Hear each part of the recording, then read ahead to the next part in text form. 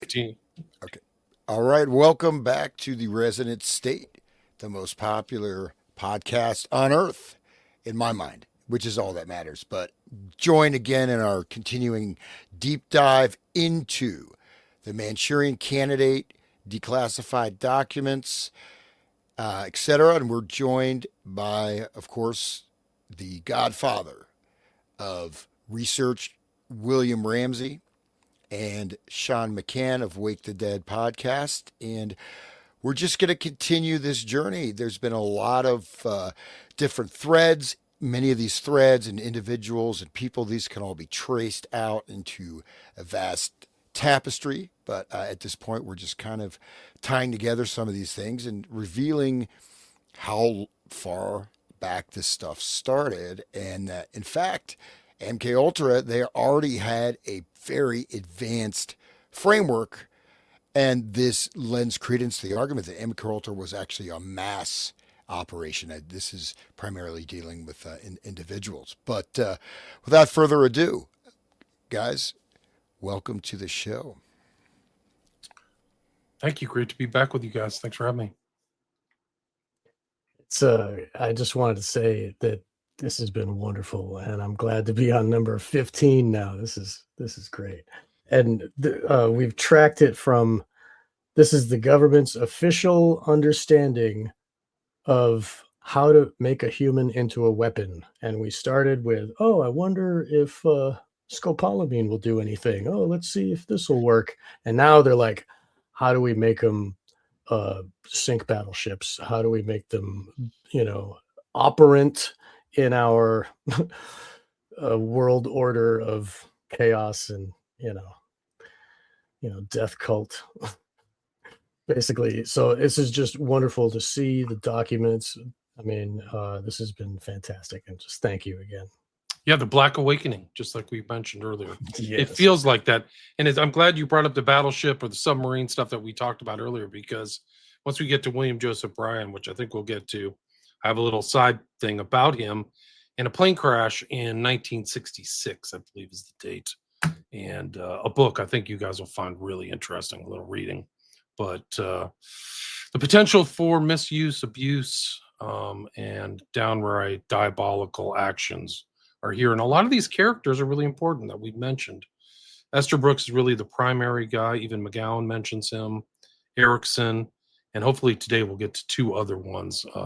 William Joseph Bryan, who, if you remember, was the advisor on the original Manchurian Candidate movie, friends with Sinatra, Bailey, Belli, going to these things, which we'll see later on in this. These hypnotic conventions were a big thing. I don't know if they still are, but we'll see some newer names, like I mentioned, William Joseph Bryan and Kroger, both very important, and also involved in one of the themes of this FBI document, which is the application of hypnosis to solving crimes. And we'll see that with William Saul Kroger and this famous abduction of a bus in Vacaville that happened in Northern California.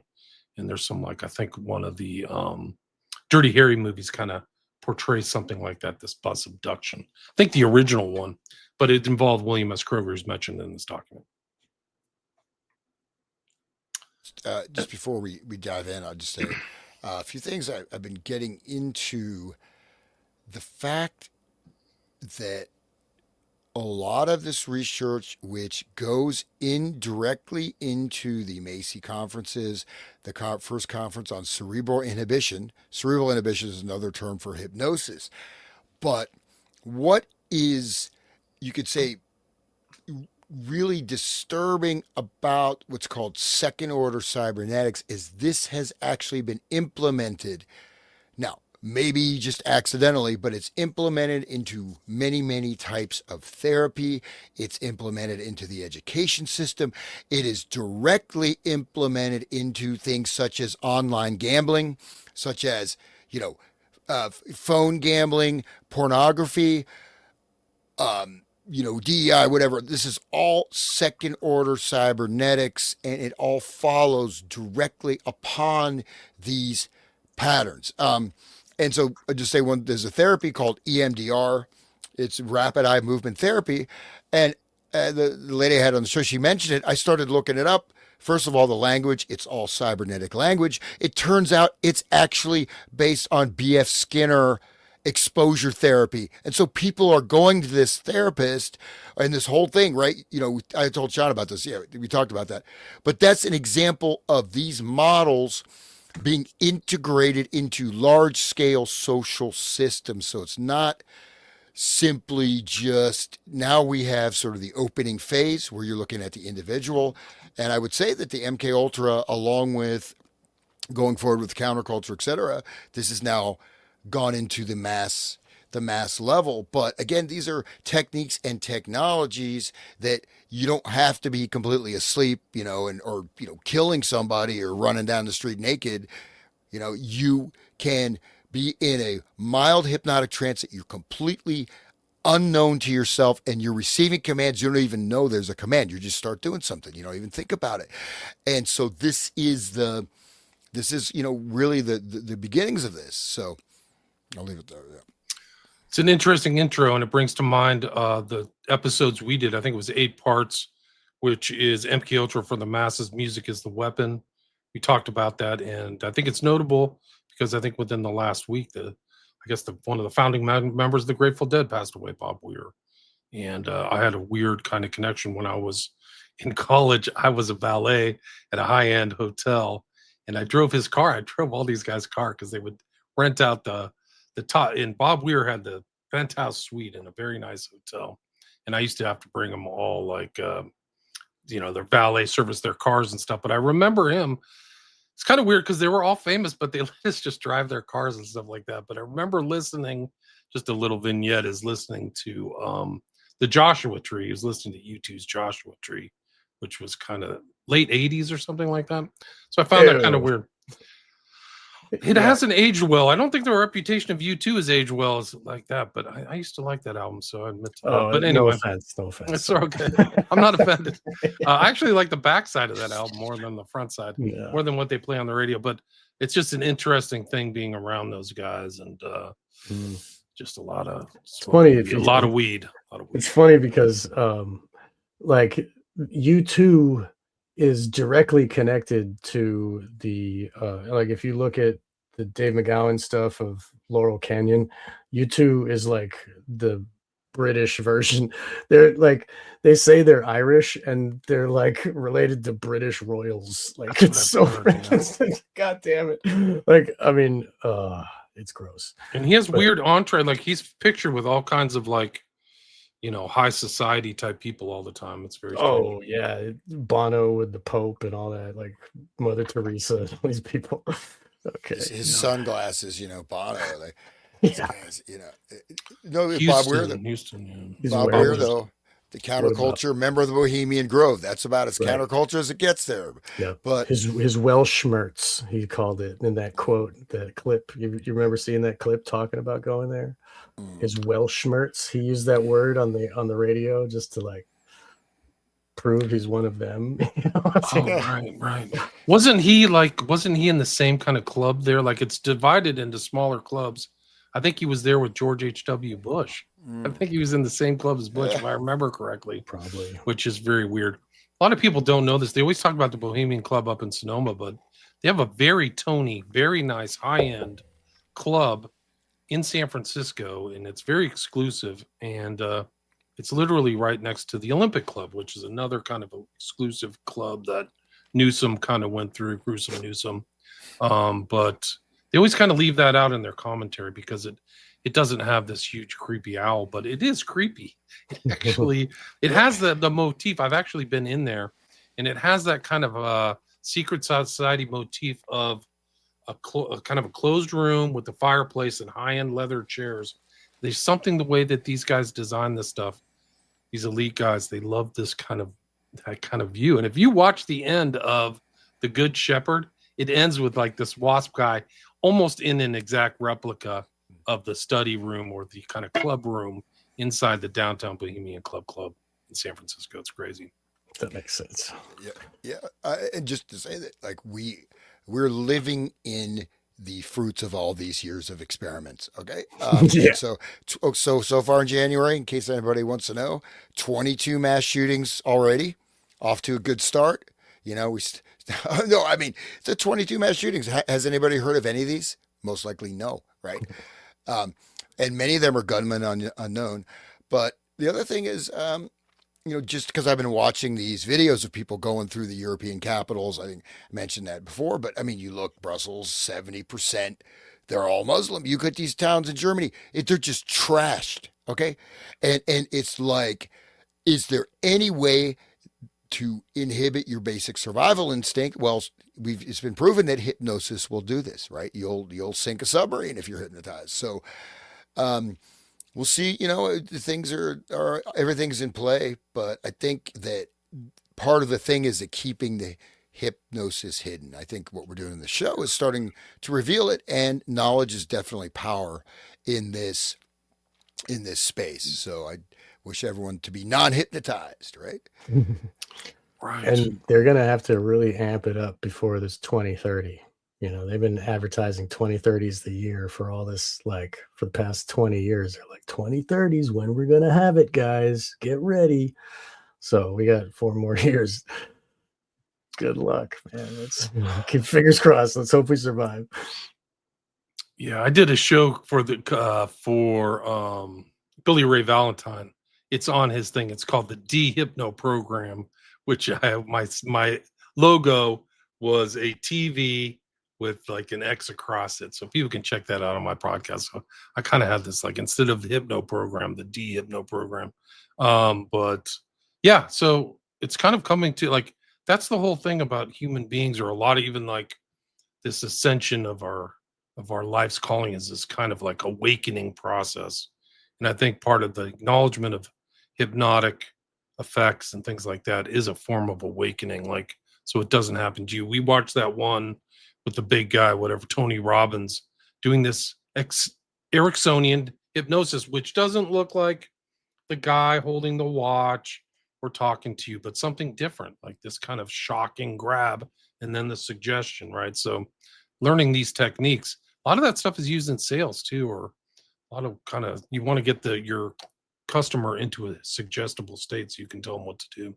So it's very important to understand these kind of dark persuasion techniques. One more thing about Tony Robbins. I don't know if we brought it up earlier, but Tony Robbins promoted a technique of breathing together with your partner, and like using that to I forget exactly what the reason was, but I went and looked it up in that Cult and Occult book. I was looking in the book for Kubrick stuff because it's the one that Kubrick was using for Eyes Wide Shut. And there's a piece in there about an occultist who teaches about breathing in unison with someone else to get control over their will. Like it's the same as what this guy was teaching. It was very interesting. I posted on X, I think, maybe a long time ago. Well, no, there's a tantra technique, right? Where that's one thing, but okay, it's one thing if you're with your significant other, with your furry Someone you furry. trust. Right? At Mar-a-Lago with a furry, I trust my furry. But no, but the thing is that, okay, so we just simple things, entrainment, right? You have entrainment, and then like Mesmer, okay, the animal magnetism, that's pseudoscience. However, it's not a fluid, it's the electromagnetic field around the body. It's electromagnetic field in the brain, which is absolutely real, right? But these intersections, and again, a lot of the stuff now is installed in the neurophysiology, base of the brainstem, reflex level, right?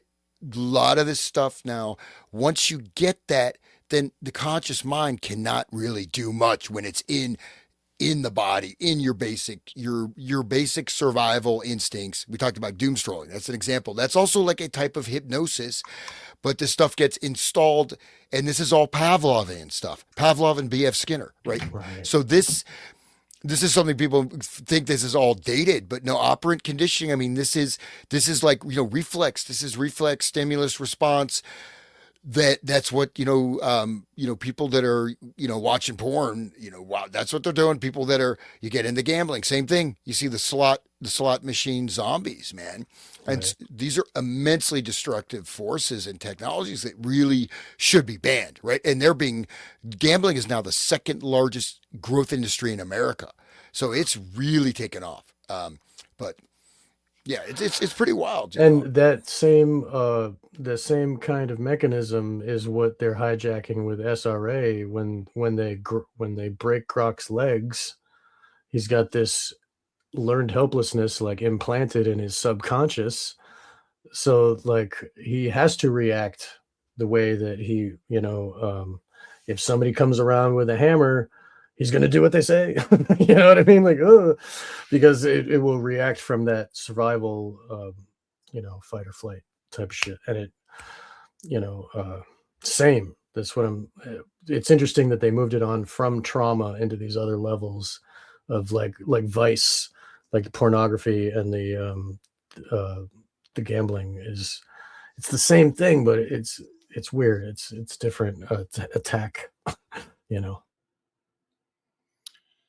They do it in Anyway. abusive families or things like that, where like people are getting beat. They bring out the whip or the belt. That was like the sign, like almost like a Right. Pavlovian train to the 8-year-old kid. Yes. So those abusive families, I'm going to get my switch out or my belt, and That's you just like, whoa. So like you knew it was coming. yeah. So these things happen in just normal day-to-day life. Yeah.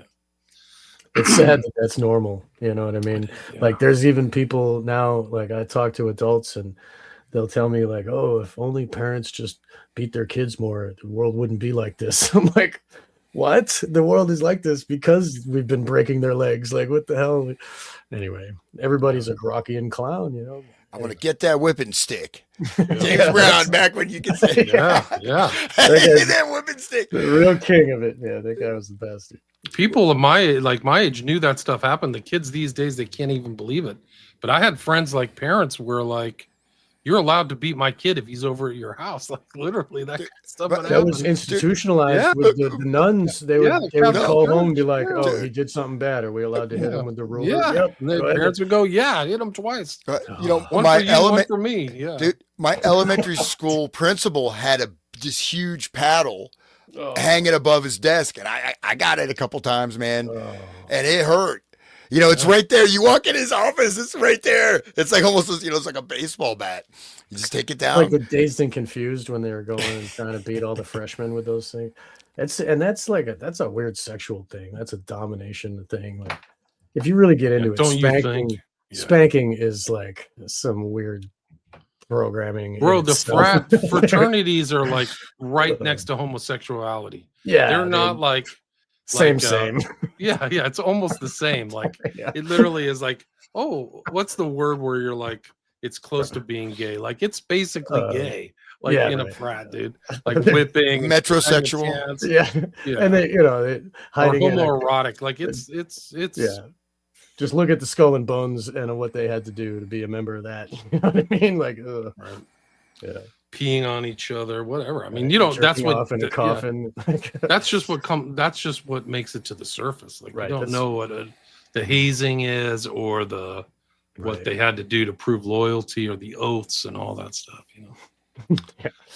And those are the levels of hierarchy. That's how you build a hierarchy with those levels of oaths. And, it's just, it's the same. Like, if you look at the hierarchy of like the Catholic Church, that's just as homo as the freaking secret society of like Yale or whatever. It's all just like, it's disgusting. That's why they're in there. That's why they go into the Catholic Church. Right. Like, where do you go to be a homosexual or find boys? You go into Boys Town, Boy Scouts, or the Catholic Church. Right. I mean, probably. I always give the Catholic Church a hard time. This kind of stuff happens in Protestant churches and in Jewish synagogues too. It's Mormon churches, Mormon, yeah, a lot of stuff. even the Amish. Like, it's just everywhere. It's gross. Probably, I wouldn't know. Yeah. Well, Rust is Darnu. what's gross is how about the circumcision when you get sucked off. Oh, the yeah. rabbi, Met Zitza. Yeah. that- Met that's Zitza. The bris. How homo is that, dude? And a blood dude, drinking it's extreme. homo. Oh my god. Blood drinking pedophilia with the Oh, women there, ululating. Like, whoa, this is dude. dark. I don't even think the Satanists do that. It's the Like, same whoa. as Carthage. It's the same as ancient Carthage, Yeah. you know, with the women wailing and singing. They make loud noises and sing and just to cover up the screams of the baby. They don't want to hear those screams. Put a mask on it, put its smiling face on that thing as we kill it. Sorry, guys. I'm sorry. It's a brutal world, man. This is a brutal world. Yeah, it hasn't changed much. You know, the ancient Under the Carthage surface, yeah. is the same. Like, talk about all these SRA families of these, you know, generational Satanism and shit. That's the same families that have been doing it since then. You know, like it's just rearing its ugly head in this formal, you know, typed out on a typewriter and exchanged between individuals. Here we can read it, but it's the same shit. It's always been. I'll stop my rant now, though. it just, you know, one of the things like, okay, so sodomy, they were called sodomites, anal sex. It was used as also, it does profound things to your, you know, your body, your nervous system, your chakra system. And so it was used for occult ritual purposes, not necessarily for, but also it is a type of programming, domination, and control. And even you can see this in royal families or whatever, where they get raised by nannies. They have this, you know, very, unpleasant upbringing to a certain extent, and they become psychopaths also. And then this becomes, it becomes epigenetic, and this can be passed down to the generation. So it's really keeping this encoding process going. And you know, except just people, I think the elites are a lot dumber now, I have to say.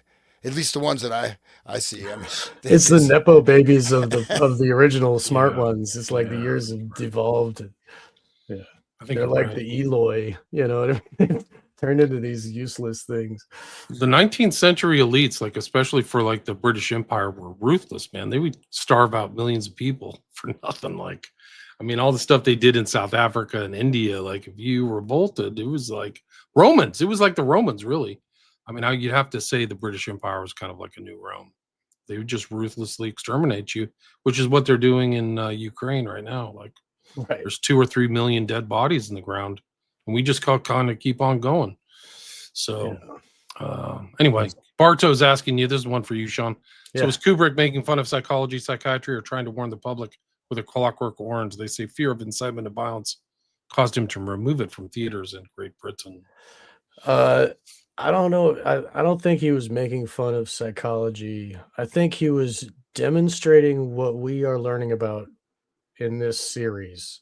I think he was showing us about how the government has this program to use psychopaths to grease the wheel. They wanted to reduce the amount of people in the prison to make room for the political prisoners that were soon to be coming because of what they're planning to do with their government. So this is a hypothetical future of like peak society as he saw it. I believe it's like the way things were going, that's what the future is going to be. You know what I mean? The children can't even speak normal English. It's all about violence and sex. They're you know, basically like the whole Crowley thing, the crown and conquering child, you know, where they go and rape and murder and you know, for kicks, right? But then if you really pay attention, you'll see what that movie is really about. It's about how the government cultivates these psychopaths to use them in their control system. The other droogs that were friends with Alex, they get hired on as cops. They're regular beat cops, beating him up just for fun because it's the same shit they always did. They're just wearing a badge now, right? So it's Kubrick is showing us, look, the cops and the criminals are no different. You know, Jane's Addiction saying that. And it's the same what Kubrick is showing. The mentality of psychopathy is used by power. So, okay, his droogs become cops. And look at what happens to Alex. Alex is peak psychopath. He's the one that knows he can feel it from inside. This is the moment when to throw all my droogs into the water and cut his hand when he thinks I'm going to save him. Like, that's what a true psychopath does. Has no regard, no love for his friends, and will use total violence, betrayal to get what he wants, to dominate others.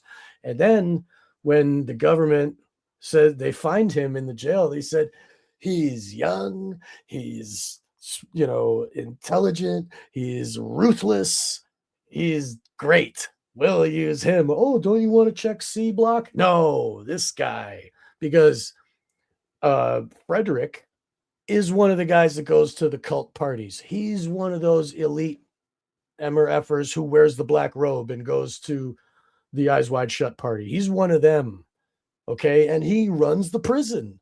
He's part of the government running the prison, and he finds the best psychopath, because that's what they're really doing. They're there in the prison, not only to control, they're also being able to find the best test subjects for, if you read this document we've been doing here, they go to the prisons, they go to the psychiatry places where they find people that have no family, nobody cares about them. They can operate on their brains, cut open their Gulliver and, whatever he was dreaming about. Like, in the end, this is what the government does.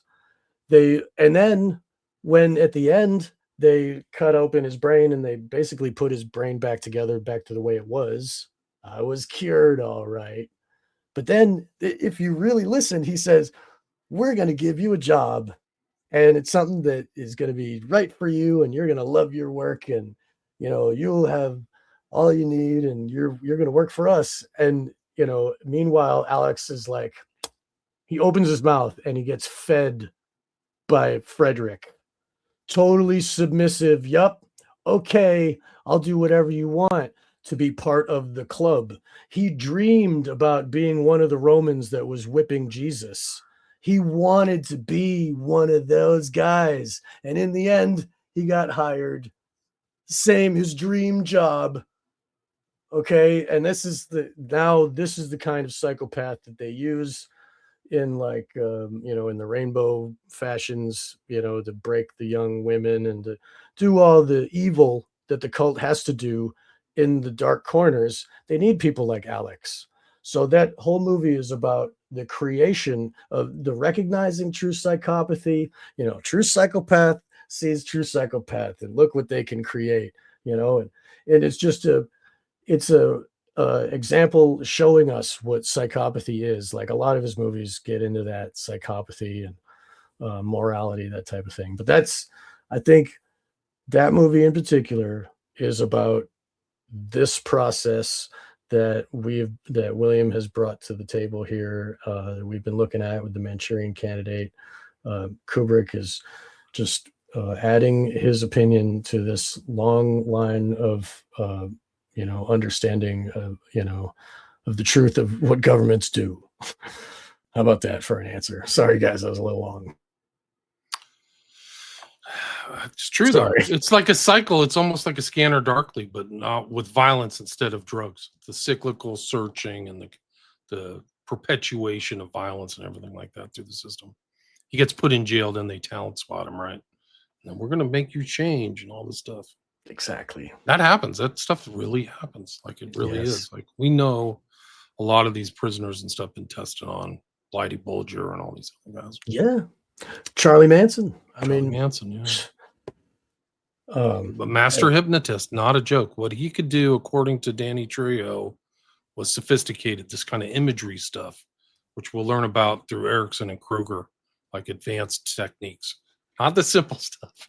Like, that's where it gets scary. Like, guys, don't practice this stuff, but it's important to know. But it's a very incredible discipline. There's just like a whole branch of knowledge of this hypnotists and all these guys together, and they're listed in this document. So maybe we can get back to it. No, yeah, just one thing you can listen to you can listen to Bateson, Gregory Bateson, his lectures. You can listen to some of Aldous Huxley's speeches.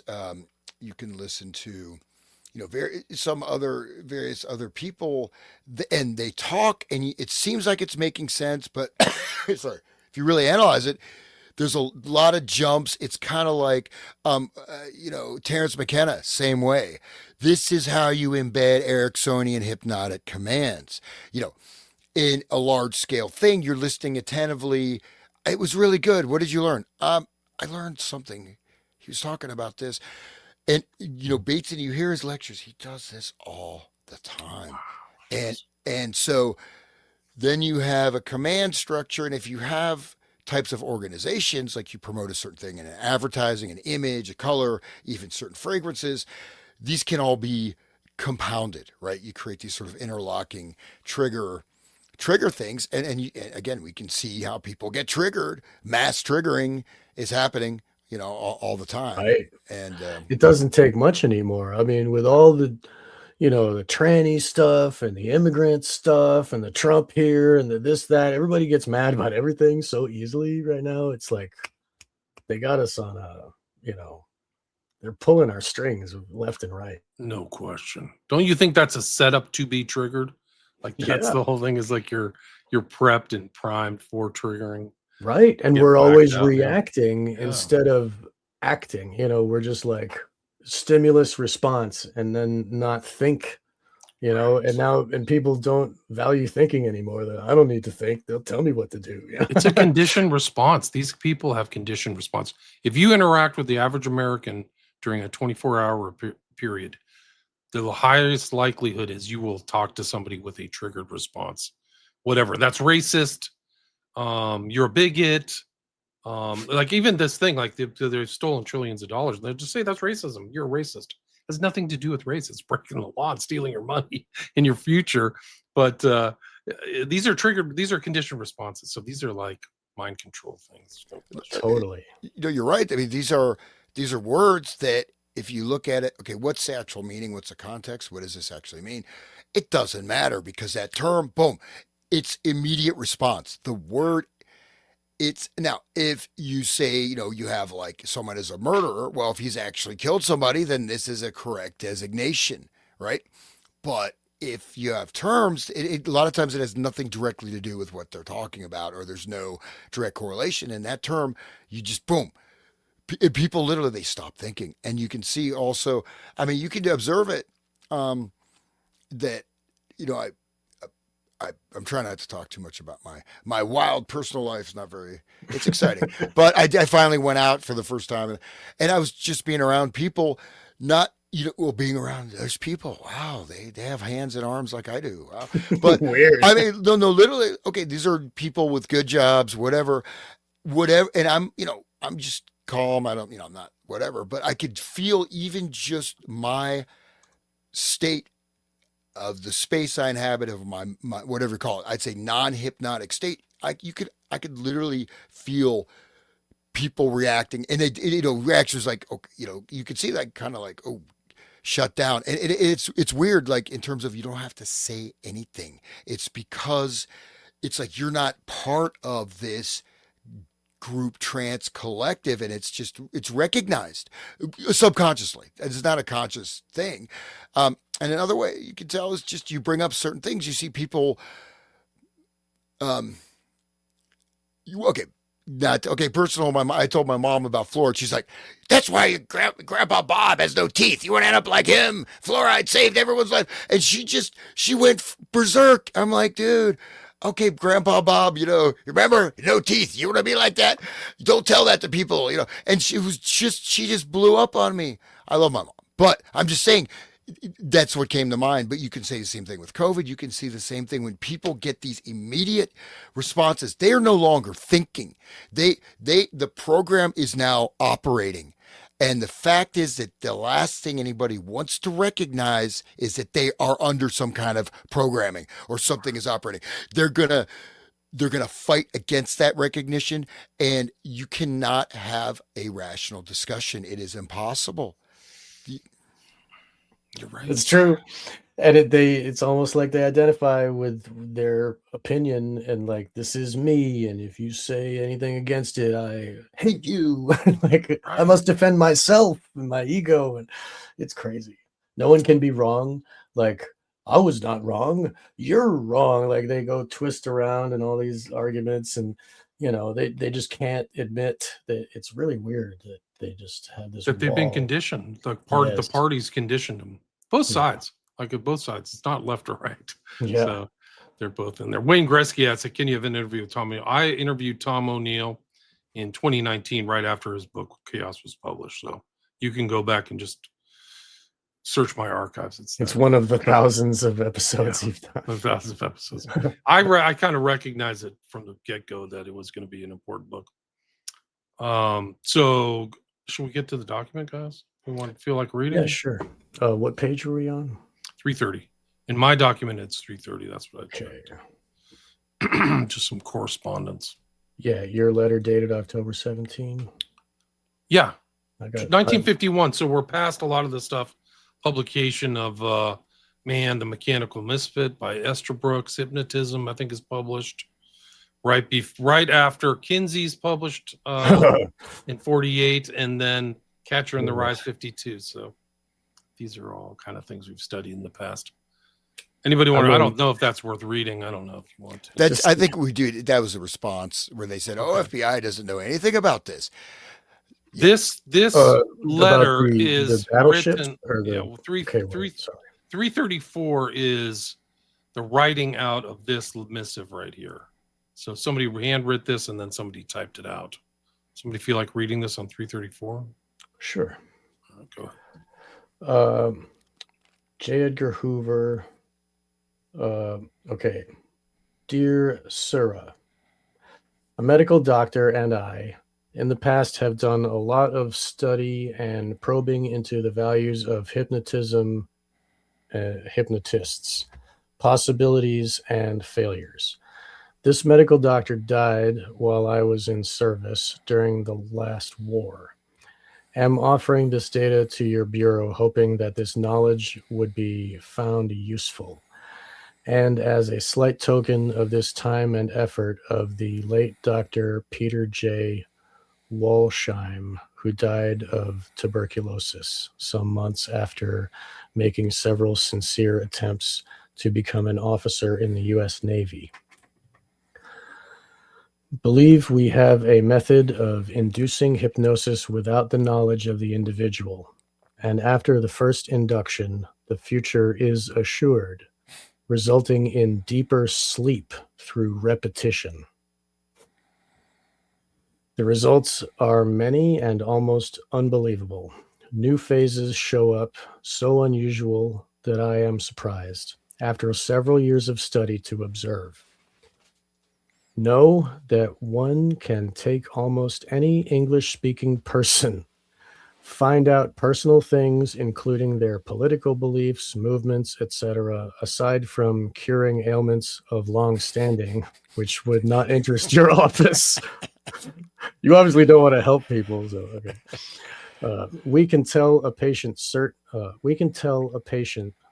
certain stated supposed secrets, yet obtain this data without their knowledge. These are only a very few of the possibilities which we have tried and been successful in doing in the past. I, personally, have never been in trouble, arrested, or to my knowledge, had any reason to be under the scrutiny of any police department. Please do not make public this letter, as some people who have no knowledge of hypnotism think of it with a prejudice born of years of false beliefs, so far as to think it is anti-religious, hurts the patient mentality. The medical doctor I wrote of was Catholic. I am Protestant. Can assure you there is no religious connection in any sense, nor is it harmful to a patient. Realize these findings would not hold up in any legal court of law, but results would lead to confession in the case of a crime. If you are interested, please write to me. Don't have anyone interview me in person, as I do not use this science in dentistry, nor would I want an FBI man here, as it might cause suspicion, which could hurt my dental practice. If you have used this method previously, I am sorry to have bothered you with this lengthy letter. Yours truly, a poor Ritter. Blank. Redacted. So that was fun. Any English speaking person can be hypnotized, apparently. And once you get them one time, just repeat. Lather, rinse, repeat. Right? For your brainwashing. And What would you notice like? copies destroyed. So Yeah, new phases show up. That's what he said too. Like, wow. but so they And he's destroyed this. surprised. Yeah. You know, True copy, destroyed 64. Like, these are incredible. Like, the funny thing is he's writing this to somebody who, assuming J. Edgar Hoover saw all of this, correspondence, he knows everything by this time. I mean, these are just the documents that came out, that came out of the FBI. But there's more of these things. This is 1955. I understand your department has studied the use of hypnotism in crime. Since I'm using this topic for my senior thesis, I would appreciate any information that you have available. Would you please send to me any data you might have on how to detect the use of hypnotism in a crime? I'm especially interested in case histories if they may be given out. I will gladly pay for any cost that you may incur. Thanks for your help.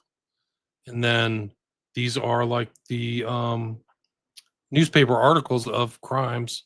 Crack up of patients after hypnosis revealed an attack on treatment. San Francisco, 1958. This is like the classic motif of the hypnotist, is a guy, holding a medallion or something with the black and white swirl in the background.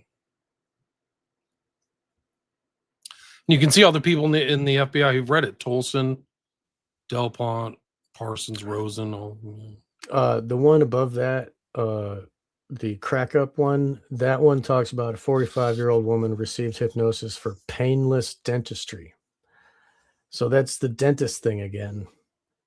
And if you look into SRA, they use dentists as programmers because the kids have to see the dentist every 6 months.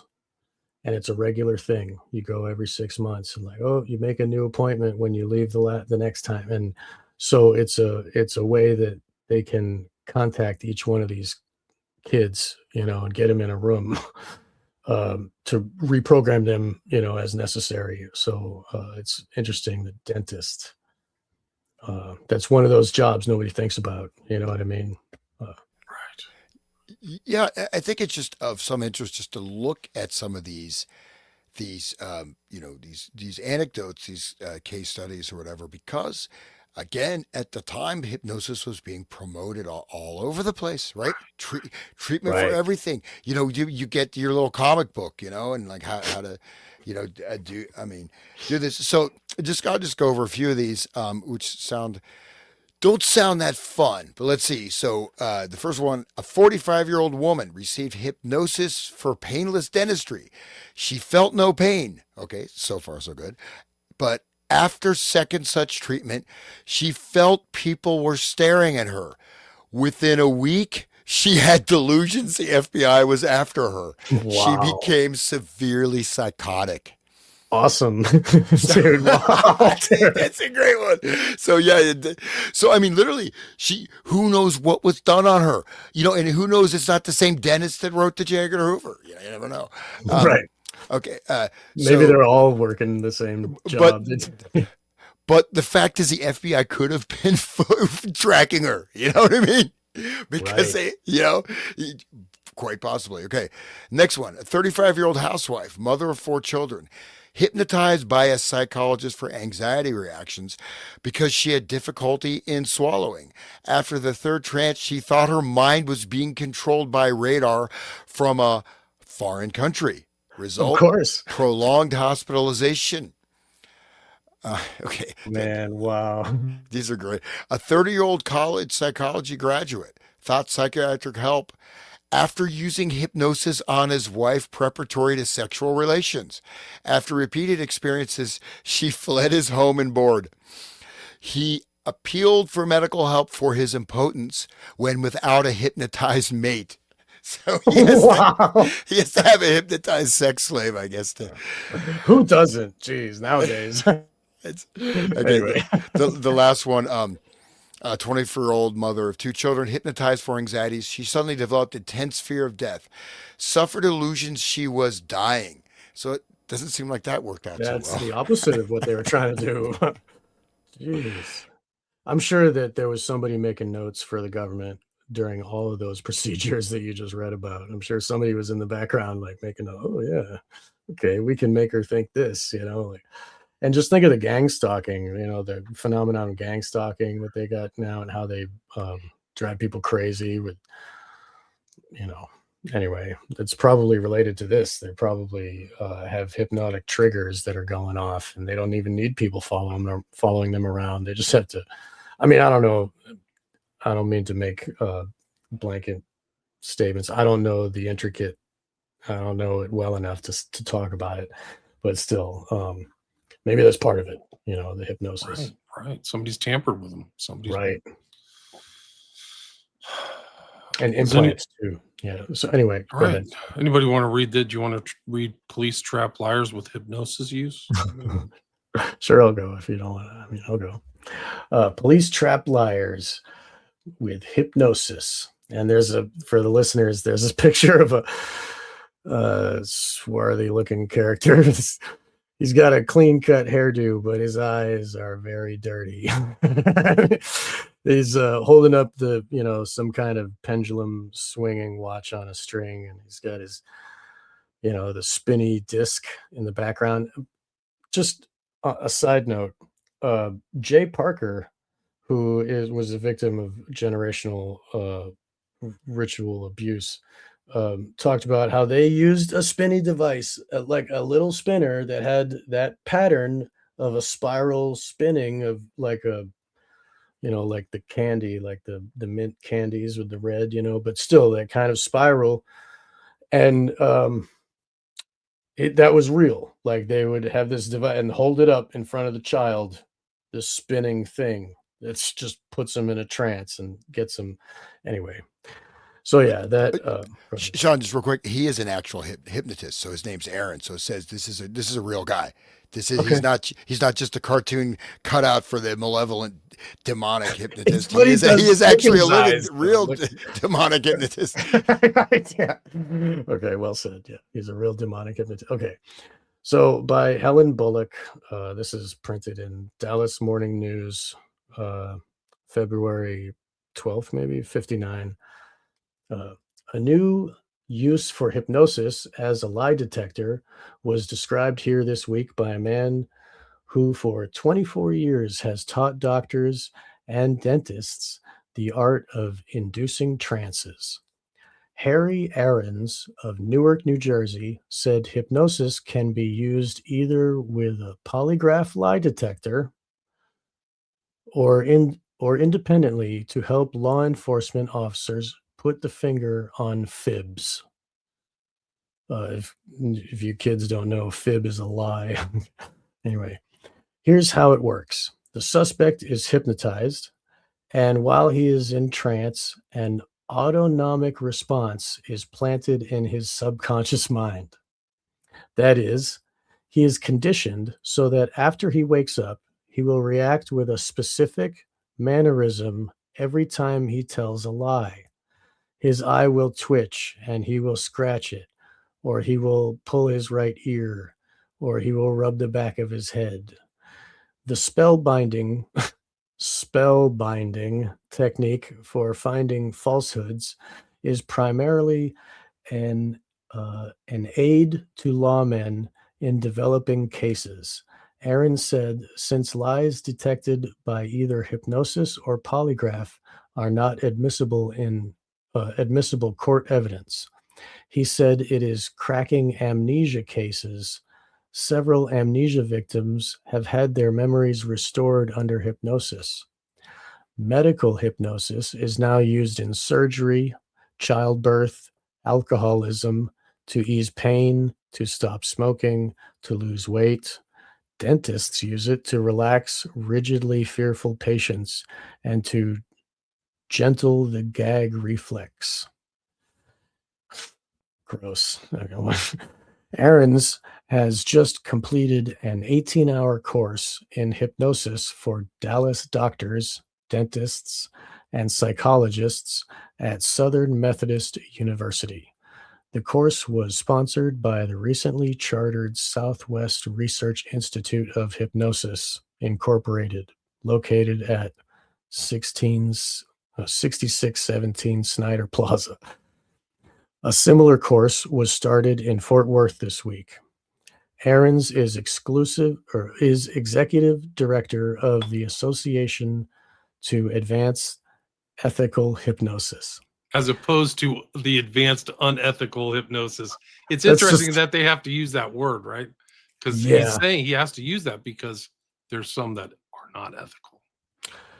I mean, you'd think that didn't he state that all hypnotists are unethical? Like, you know what I mean? Like, just the nature of it, it breeds anyway. But I mean, I guess the ethical one, as opposed to the plain old immoral kind, like, anyway. Yeah, let's see. Its goals are to advance the serious uses of hypnosis and remove the art from the realm of stage stunts and quackery.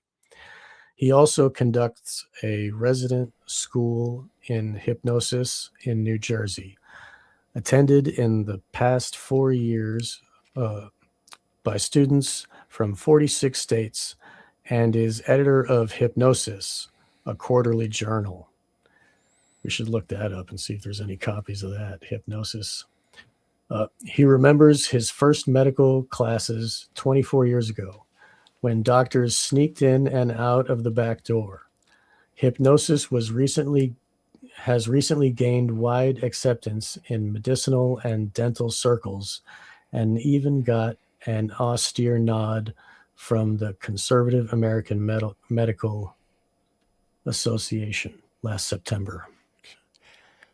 And so, just to note, first of all, in this article itself, it's a very odd article.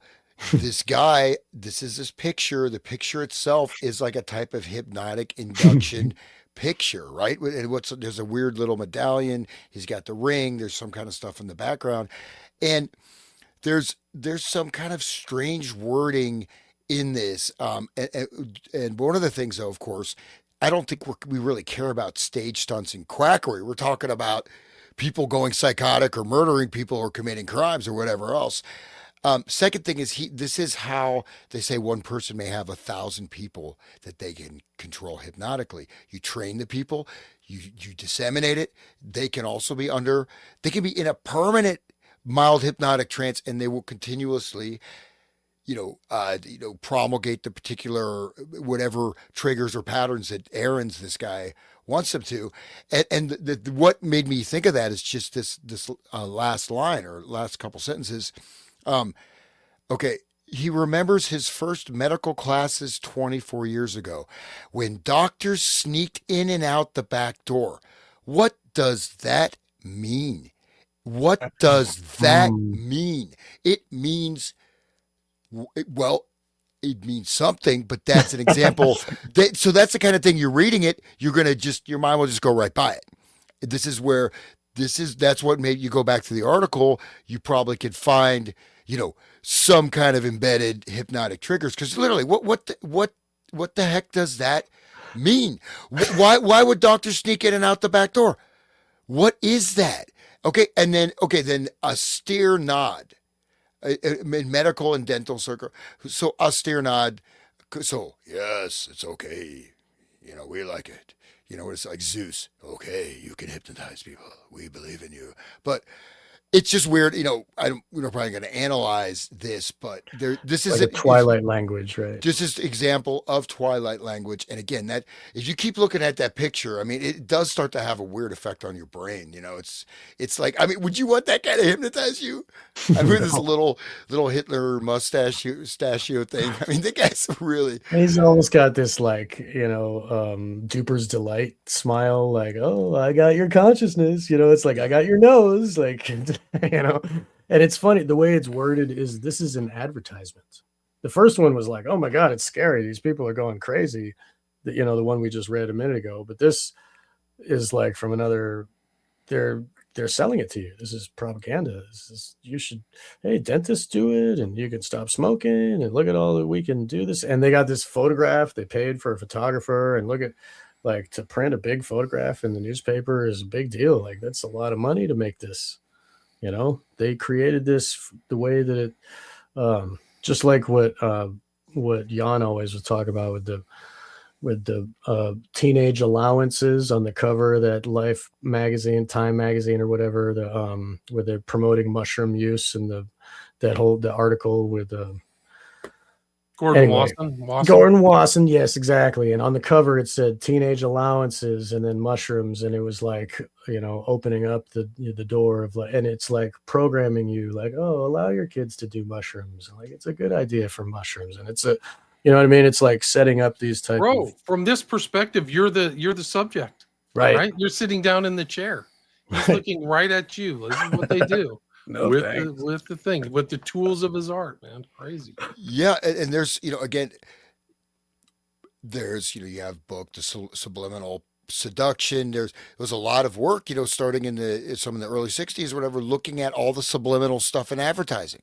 And Right. so this is very well known about, and look, what I mean, and so then what I was saying, if someone wants to really take the time and go through stuff, but because now, if in a later age, right, you go back and look at actual hardcover Life magazines from the '50s or other things, Right. it just pops right out at you, right? Right. We're a lot more jaded, but yeah, so who knows? But it's a weird, like, that nonsense sentence. I mean, obviously it's carefully edited. Why are doctors going in and out of the back door? It looks like there's some more homo stuff right there. I thought this was the Association of Advanced Ethical Hypnosis. So Why ethical. don't they just walk in the front and just Right. hey, we're here to help. Good I don't point. need to do anything. But he says he was in medical school. He wasn't even getting Subversive, hypnotic training. So what is it? There's no relevance. It doesn't have any relevance. But anyways, but it's just. It's Man. probably one of those winks of, like, for the eyes to see and ears to hear, those people that know, and like, oh yeah, in and out the back door. I don't know what he's talking about. You know what I mean? I'm going to be calling Mr. Harry Owens. He's my kind of man.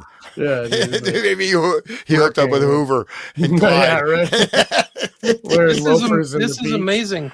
Like, Hoover's done all of this correspondence. He's talking to the leaders of hypnosis, and somebody sends him a letter, and he sends it back. As of your letter, August 15th has been received. I certainly appreciate the interest which prompted you to communicate with me. As much as I would like to be of service to you with regard to your request concerning cases relating to criminal use of hypnosis, I must advise that no statistics or records of this nature are maintained by the FBI. Like, Of course. I'm just not buying that, man. That's it. It just shows some of the activity of these guys. Like, Right. they're literally sending so much correspondence. It's incredible. It's funny they got to put out those letters every now and again to, like, oh, cover it up. What, they're saying too much. We're not keeping any statistics. We're just we call it something else. We just call it mathematical tables. We have thousands of documents of all of our studies and stuff like that. Well, then there's another earlier one. Someone asked about information. We didn't read it about hypnotism, and they said, sorry, we have no information, but here's a wonderful book on the history of fingerprinting at the FBI. No relevance, but you get a special book. They send you a book on fingerprinting, but we don't have any information. Sorry. Like, literally no information. Come on. We just went through hundreds of pages of information. 300 pages. Right. This is just what they got. Like, this is just what they search for Estabrooks. Think about the other correspondence with maybe Erickson or some of these other characters, naval intelligence. We don't know. I would assume there's probably 10 times more information. You just haven't, sent the right FOIA request. Right. You have to word it properly. Yeah. Like, you want Estabrooks? Just like we said, like, we're joking around. Some guys are like, well, Estabrooks, there you go. Psh, I'm going to a pizzeria or something, Gotta get this out before lunch. Yeah. Yeah. Let's see, when's this? This actually is in, I think, response to this letter from Harvard Law School, August 15th. I'll read this. Dear sir, I'm doing a paper which deals with hypnosis in order to aid the medical, police, and legal professions. It is being done here at Harvard Law School as a part of the program of research and writing. The paper deals with the use of hypnosis by a criminal for criminal purposes. In my medical and legal research, I've uncovered some grave facts which ultimately should be of great interest to your Bureau and the police profession. In order to ensure that this work will not merely repeat work that has been done, but will be new, conclusive, and correct, I find that I need the cooperation of your bureau. I've discussed the criminal use of hypnosis with your agents in Philadelphia and Boston. They both suggested that the Washington office and its Department of Criminal Statistics would be of great help. Will you send me reports and a list of the names of any cases which have been brought to court involving the use of hypnosis for criminal purposes? Any information you may have concerning the misuse of hypnosis. May I again assure you that the information you may send will be used in a work designed to aid the police, legal, and medical professions. The work is not being drafted for popular use. I don't know what that is. So I think that this is his response to this. I advise no statistical records of this nature. We have no records of maintaining this. Just totally crazy. And then this is Esther Brooks. It's from White. So I think we mentioned White in an earlier one, if I remember this one. But this is juvenile delinquency. He's gathering statistics. This is 59. When was this sent? August 15th. So this is August 21st. Who's Mr. Parsons? Is he part of the FBI? I don't remember. Anyway, I'll read this. Subject, Dr. George H. Hoban Estabrooks, Chairman, Department of Psychology, Colgate University, Hamilton, New York. Reference memo from a Mr. M.A. Jones to Mr. Deloach, dated August 17th, 59, concerning the above captioned individual. Dr. George H. Estabrooks and Dr. F.L. Reinwald were interviewed at the FBI laboratory by S.A. on August 19th, 59, relative to the use of hypnosis in juvenile delinquency. Hypnosis in juvenile delinquency is a current research project of Dr. Estabrooks, and he has applied for a grant in the amount of $40,000 from the National Institute of Mental Health in order to conduct research in this field. Dr. Estabrooks stated that statistics compiled by Sheldon Gleck of Harvard University indicate that a boy becomes delinquent due to resentment on the part of the father towards the boy. The boy, sensing this resentment, rebels against the father and turns towards the gang, etc. Dr. Estabrooks' plan is to hypnotize a number of juvenile delinquent boys with parental consent and give them post-hypnotic suggestions in order to change their ego ideal from the father to a person such as a minister or anyone of responsibility whom each boy respects, thereby eliminating the cause for rebellion. Dr. Estabrooks stated that he would like to have the following act as consultants for his research project. 1, Harold Rosen, Sheldon Gleck. 3, Milton H. Erickson. And 4, FBI representative. And memorandum to Parsons, Reed George Estabrooks. When questioned regarding the specific purpose for an FBI representative, Dr. Estabrooks said that an FBI representative would give prestige to his project and would be able to furnish miscellaneous information concerning the adult criminal. It was pointed out to Dr. Estabrooks that his research project appeared to be more directly concerned with the medical field rather than law enforcement, which is the primary responsibility of the FBI. Doctors Estabrooks and Reinwald were straightforward, sincere, and held the Bureau in high esteem. It is felt that Dr. Estabrooks' research project may have some merit, but no useful purpose can be served by having a Bureau representative act as a consultant for this project. Subsequent to the interview, SA conducted Doctors Estabrooks and Reinwald on a tour of the laboratory. Both appear to be very impressed as to the laboratory facilities, personnel, and the services that are rendered. Recommendation that Dr. Estabrooks' request for an FBI representative to serve as a consultant for his research project be denied and the attached letter be forwarded to him. I think that's 59, right? So the first stuff from Estabrooks is 36. So this is almost 25 years later. This whole thing is ongoing. So it's the length of the correspondence is really something else. So I just wanted to call people's attention back to Clockwork Orange and the delinquent youths, and how ineffectual Alex's dad was, just like a weak nothing, and couldn't control him with anything, and he didn't pay attention to his own father.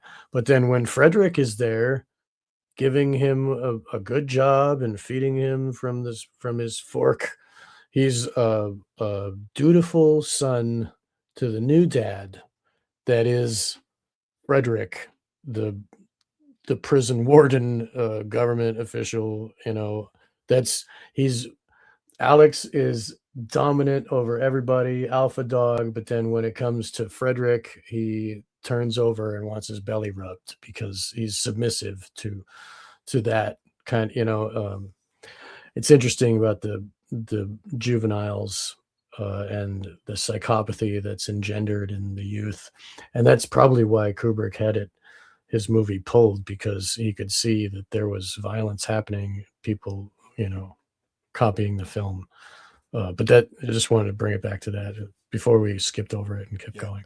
And just a few things that are interesting in that particular missive is that in hypnotism in juvenile delinquents. But other thing is changing the ego ideal. So that seems kind of like a one size fits all. It's not every the person that the kid resents their father. That's why a juvenile delinquent. That okay, maybe in some cases, certainly not in every single case. But they're changing the ego ideal. What is that? This is Lacanian, Neo-Freudian inner mirror psychological programming. So the inner mirror was it was supposed to basically, you're supposed to outgrow the inner mirror by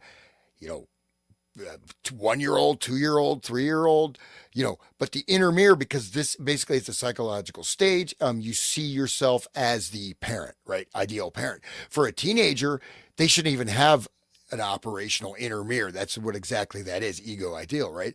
But basically the inner mirror, this was what Adorno, Princeton Radio Project, talking about how this is how pop music works as a cultural transformative tool, because the listener, if this inner mirror stage is not, you have to, you should not even have that operational by the time you're 5 years old. However this happened, which allowed, right? Again, Adorno, they researched this stuff. Basically, the pop song, inner mirrors reflecting the subject of the song. In your subconscious mind, you see yourself as that person. You watch a TV show, you become that person. And if that is still open, then you don't really have your own self, right? You just have this reflection of a reflection. But then, and the last thing is changing the authority figure. What to, Estabrooks? So what does that mean? Seems pretty sketchy in my estimation.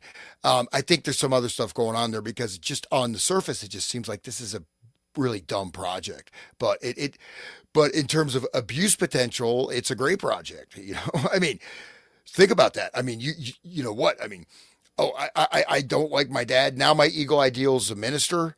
So how's that? I'm not going to be a delinquent? No, something is off with that, but yeah. So it's funny you talk about the way music is creating an inner mirror for the people to grow up into, and look at what the role models they got is the wet ass WAP song and the wet ass Punani, and then they're singing about how I don't know how to cook, I don't know how to be a mom. Like, I just have this, sex basically, and and they're like gyrating on stage. That's for the females, and then for the males, what do they got? They got the Sam Smith dude, and who's all queer and with the horns, and it's really crazy what they're trying to make people be. You know what I mean? It's like the gangster rap was one thing where they created the violence and they created the, you know what I mean? It's perfect for they wanted more criminals for the whole prison industrial complex. But look at what it is now. They're turning people into not even human anymore. They're cats. They identify as a cat, singing about demons. Well, just again, seeing the societal phenomena, look at cosplay, people dress up as their characters. So people live their lives as these characters. You know what I mean? Or how about insane clown posse? That's so there's a level of identification. People didn't go, dress up like Captain Ahab and walk around the street, you know what I mean? This is a newer phenomena, right? People did not take on this level of sort of mirroring or modeling their their celebrity gurus or whatever. Like, how about, remember Twisted Sister? If you look at some of these, I don't know. anyways, But if you look at Halloween nowadays, there's no creative costumes. It's all just your favorite movie character, and all the slutty young girls, they dress up like to be like the Joker's Hallie, or the one, the Joker's consort there, where she's totally crazy psychopath, and they're all like happy to be crazy psychopaths, and happy to dress up as like just it's weird. They're just the only value they have is sex, and they're totally crazy, and that's what's desirable now. And like it's very weird. Like um anyway, it's yeah. I'm just saying, like the way that there is no creative. No one has an original thought. Everybody has to be that thing that they were told to be. And then they put on a pedestal to be crazy and a slut that doesn't make babies, and you know what I mean. Um, it goes along with the whole eugenics and depopulation and all that shit, Kinsey and all that shit. Anybody want to read this one? The Washington Hypnotic Guild, okay, 1959. sure. These okay, sure, yeah. These aren't that super interesting, but yeah, for sure. Just skip forward. Yeah, and it I is think- interesting. They're trying to reach Hoover, inviting him to something about hypnosis and crime in 1959. Yeah, so he's been invited. He does not go. They call, Right. but I think this is a little bit interesting. This is their objectives, their whatever their founding statements. That's page 347. So, the objective of the Washington Hypnotic Guild shall be to promote the research, study, understanding, use, and practice of hypnosis in the Washington D.C. area for the purpose of physical, intellectual, and moral improvement within the limits of non-medical training. All members of the guild shall be guided by the following principles. 1, to confine the practice of hypnosis within individual and technical capabilities and limitations. Well, that I'm not sure exactly what they mean by that. To confine the practice of hypnosis within individual and technical capabilities and limitations. Okay. 2, to confine the practice of hypnosis to the best interest of the subject. 3, to remove any suggestion that may be detrimental to the subject. Well, how's the suggestion going to be there unless you guys put in the suggestion? Who's to decide? Who put the suggestion in there in the first place? Okay. 4, never to remove or attempt to remove pain, illness, or symptoms of emotional disturbance unless within the capacity of understanding. So, what does that mean? I don't know. Or while working with a medical doctor. 5, never to attempt hypnosis with persons who are feeble-minded, epileptic, or possessed of a weak heart. Well, how do you know if someone has a weak heart? Okay. 6, never to engage in any form of stage hypnosis or become a party to it for the sole purpose of entertainment. Okay. If anyone thinks they know what all that stuff actually means, I'm not sure. They're giving these kind of statements because this is what happens. People have hypnotized people with a weak heart or feeble-minded, or at parties and entertainment. It's like that's why they have these principles. It's like this is the exemplars of the misuse of hypnosis. It's funny. It's almost like they're showing to everybody, look, guys, we have ethics. Look, we have rules that we all follow. Trust me. Look at what we follow. Look at what we're all nice. It's like wearing a badge of like honor. Look at this thing that I created. It's like that meme of the guy that from, he gives a card that says, I'm allowed to do what I want. And you know what I mean? Like, this is what they're doing here. And to confine the practice of hypnosis to the best interest of the subject, who's to decide what the best interest is when the subject is asleep? Is it the doctor gets to choose? Well, I think we should give him more pain. I think we should totally control their mind forever. Like, what is the best use? That sounds subjective to me. Absolutely. So I'll just skip ahead here. So basically, there's some correspondence. The Hoover can't attend, but they seem like they really want Hoover to hang out with them. So this is October 19th, 1959, page 348. This is another one from the Washington Hypnotic Guild Incorporated. So it's addressed to Honorable J. Edgar Hoover, Director, Federal Bureau of Investigation, Department of Justice, City. Okay. Dear Mr. Hoover, we of the Guild are indeed sorry that you were unable to attend our last meeting, which proved to be an interesting and enlightening one for all in attendance. However, Monday the 26th I'm not sure, in the community room of the Washington Post building at 8 p.m., another meeting will be held featuring Mr. John Leon, lie detector expert, as per the attached notice. As a matter of fact, we're going to pre-hypnotize several subjects and suggest that they were witness to a murder, but that on pain of death, they will not reveal the identity of the murderer, Mr. Leon, on this incident to anyone. At this time, we will subject the subject to Mr. Leon's lie detection to see what will happen and check the graph of the lie detector. After this, we will suggest away the thought of witnessing the murder from the subject. Also at the meeting, we hope to have an MD to check the depth of hypnosis in the pre-hypnotized subject so no one will doubt the authenticity of the subjects used. In all, it will be a very interesting night. Please accept my sincere apology for the wrong telephone number. The girl was a little too fast in her transposition of the same. Above is the correct number. Trusting in your many and varied duties will permit you to attend this meeting. I am sincerely yours, Leonard K. Owens, Secretary. Didn't they just break their rules that they weren't supposed to use these things for entertainment? Like, this is entertainment. Like, they literally just broke their following principles. We're going to do it for entertainment. Everybody will have fun. Yeah, it'll be a very interesting night. We'll stab a hat pin right through her arm when she's asleep. It'll be great. Dues. Dues are $5 single membership. This little Monopoly guy there. That's kind of a weird picture. He's like banging the gravel. Yes, and this definitely seems kind of like,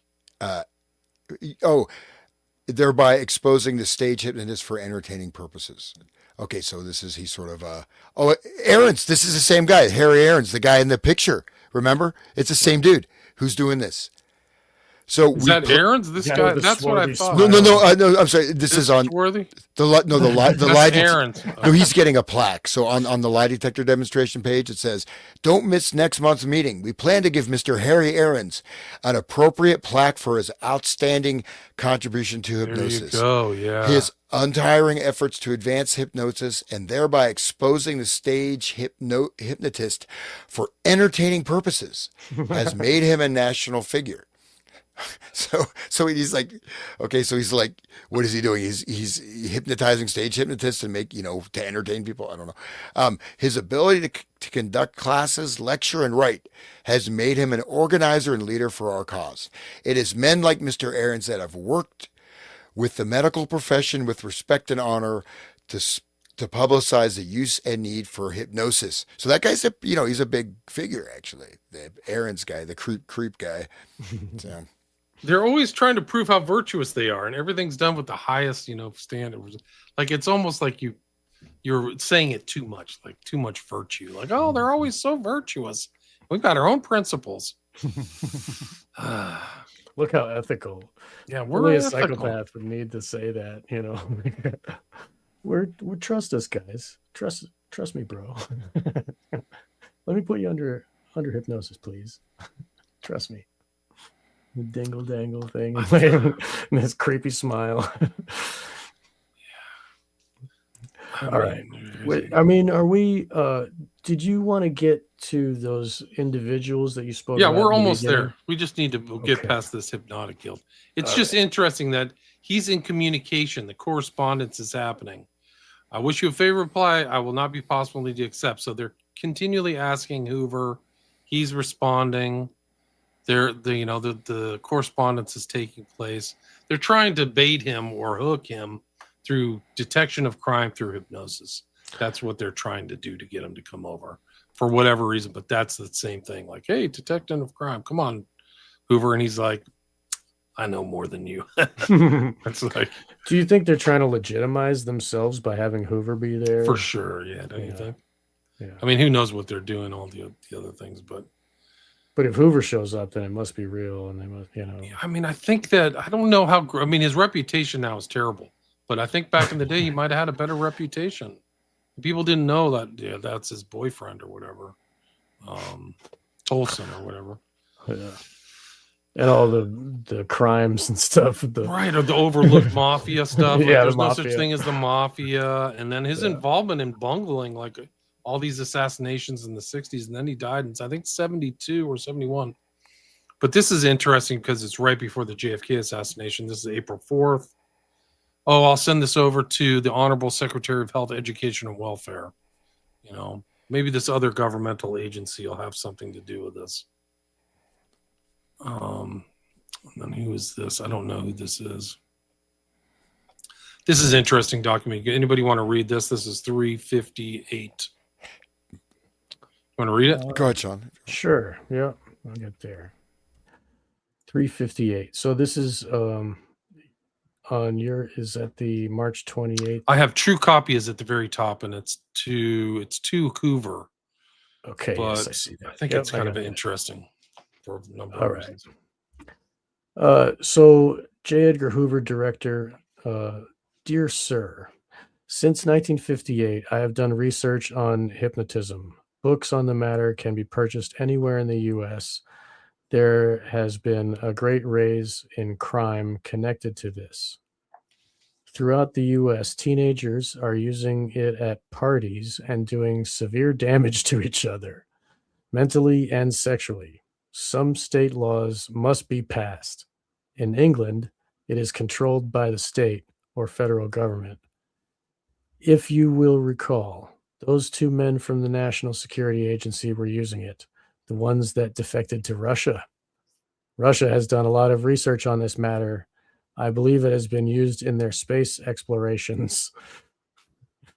If insanity can be induced by it, it can be cured also. A great field of research is needed. It is no joking matter. It's interesting. It's almost like, what do they really want to do? Do they want to stop, the insanity, or do they want to create more? Yeah. I have heard 90% of Russians, career army men, use it in place of medicine on combat. They self-hypnosis. In the East, it is widely used, like in India. These people are no fools, and I think it is time we did something about it. What are they going to do? We've got to control those bastards. Okay. The Navy and Army are experimenting with sleep and learn techniques, which is a form of hypnosis, I think, and know we need a crash program and fast. So people are going to learn while they sleep. I think that was in the Brave New World in the Huxley book. Right. And so here's the letter. The underneath, this is the same letter, I think. So somebody, wrote it up. Mm-hmm. And then Hoover sent something back. I think so. Is that December 18th? Is that? No, December 24th. No, that's a different one. This is the December 18th one. Is right here. Yeah. So this is the first letter the guy sent. I see. Yeah. Okay. That's the one that we read before. I read that. No, this is a different one. It says there's a note on one of them. It says it's the same guy. This is a December 18th. It talks about the laser maser technology. Huh. Do you want to read this one? Sure. Yeah. So December 18th, 1963, Federal Bureau of Investigations, Washington, 25 DC, attention to Edgar Hoover. Dear sir, our previous correspondence brought to your attention the utilization of the laser maser concept for remote auditing. Your bureau reviewed this, then passed the matter to the Department of Defense as touched upon your agent who visited me in the General Webster Community High School. I believe that some publicity was given to use of this or similar method in hearing the hum, of generators through the walls of factories or generating plants in Cuba. This letter touches upon a matter quite apart from our previous correspondence. While working with attitudinal irregulars over the year, we have, of course, considered hypnosis. Previously, we had discovered the system in as much as school children are much harder to put under hypnosis than are adults. Recently, however, doing some groundwork for submission of a report to the President's Committee on Juvenile Delinquency, we corresponded with producers of electronic devices, which by pulsing charges around the eyes, place the individual in a condition of dormancy, electronically induced sleep. So that is quite interesting, right? Our correspondence with Mr. Robert Kennedy's office have informed us that no legislation currently exists relative to placing persons under dormancy. Accordingly, we suggest that to you that the use of dormancy inducing devices as a means towards obtaining answers as against truth serums, etc., when such answers are found to be necessary. As a matter aside, we have found that under hypnosis, an individual previously willed against making certain revelations was made to give away the secreted truth by indirect means, say the flick of a finger for true or a smile for yes. Such wordless betrayals do not seem to be included when a person previously wills himself against revelation.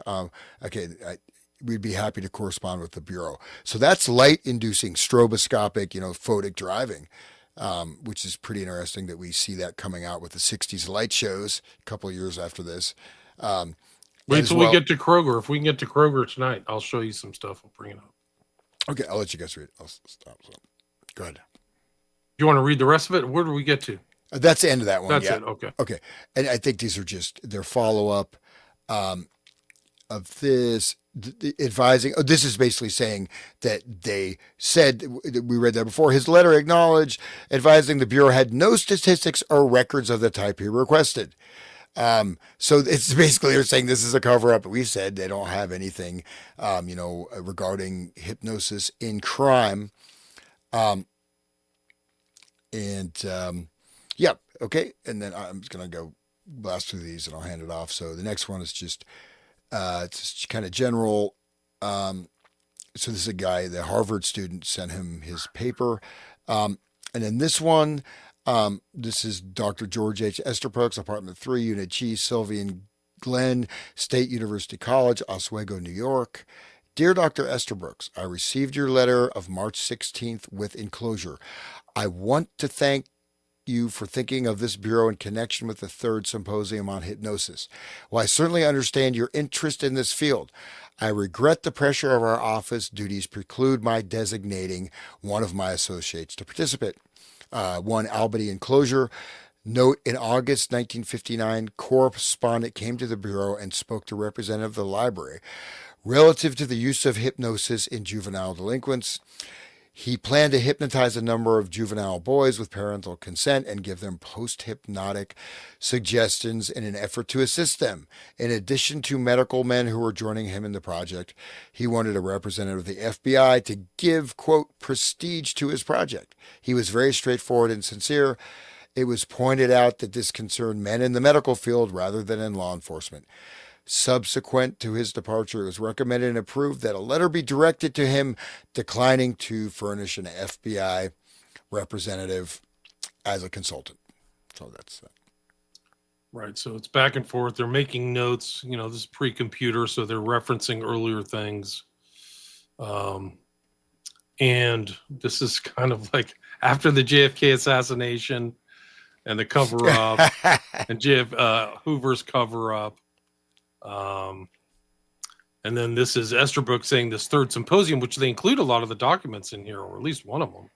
These Oswego lectures right here. Well, you did not see your way clear to representative. There's been considerable work done in the field of juvenile delinquency with some very excellent reports coming in. Father Higgins, who will present on the panel of this third symposium, has done excellent work in this field.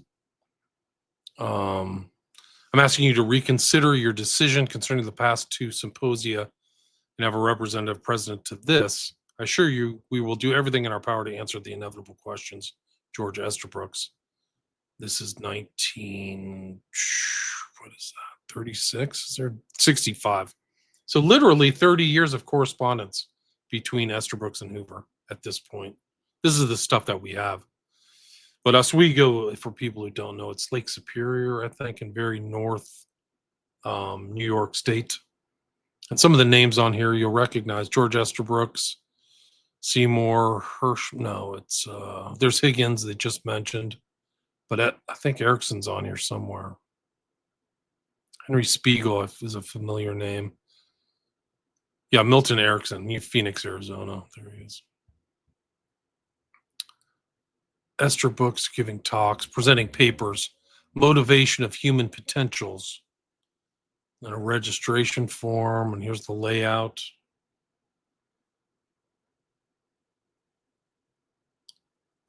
Symposium number 1 involved current problems. Symposium number 2, frontiers of application. And the director was Estabrooks, so he's the head of this. And then I think around this time he publishes The Future of the Human Mind, is like one of his later books. But this is an important document in this whole thing. We can go and talk about Brian, but this is 1966. So they just mentioned Robert Kennedy, who would not be killed or assassinated until June 1968. But this is I don't know who sent this to him, but it's a response by G. Edgar Hoover. He says, although I'd like to be of assistance, we have no material regarding hypnosis available for distribution. We have a lot of information, but we're not distributing it. You may, however, wish to refer to the book Legal Aspects of Hypnosis, written by Dr. William J. Bryan Jr. and published by Charles C. Thomas, Springfield, Illinois. The book does cover previous court decisions regarding hypnosis and some actual case experience. G. Edgar Hoover. Hoover knows William J. Bryan. That's what's really, really important, is that Bryan is at least in his attention. Bryan was involved and was at the trial of Jack Ruby by his own admission. I think he admits it in this book, Legal Aspects of Hypnosis, that he says he's literally right there. Wasn't Jack Ruby one of these hypnotized Manchurian candidates? I mean, was somebody went and visited him in jail, and then he Jolly West went in and said right when he was done, he's like, this guy's crazy. Yeah. He's crazy. He was never diagnosed as crazy, but once he got done with West, he was crazy. Yeah. No, I mean, he was a mob guy, but he got shut up. He got, when after Jolly West visited him, he was definitely, he was pretty much annihilated. I mean, he was not a Manchurian candidate type of thing, but they didn't want him to talk. You know what I mean? They I just figured wrecked his some mind. kind of suggestion. Jolly West said something like, I'm not saying he was Grok the clown, but anyone that speaks English can be hypnotized, according to these earlier pages of the document.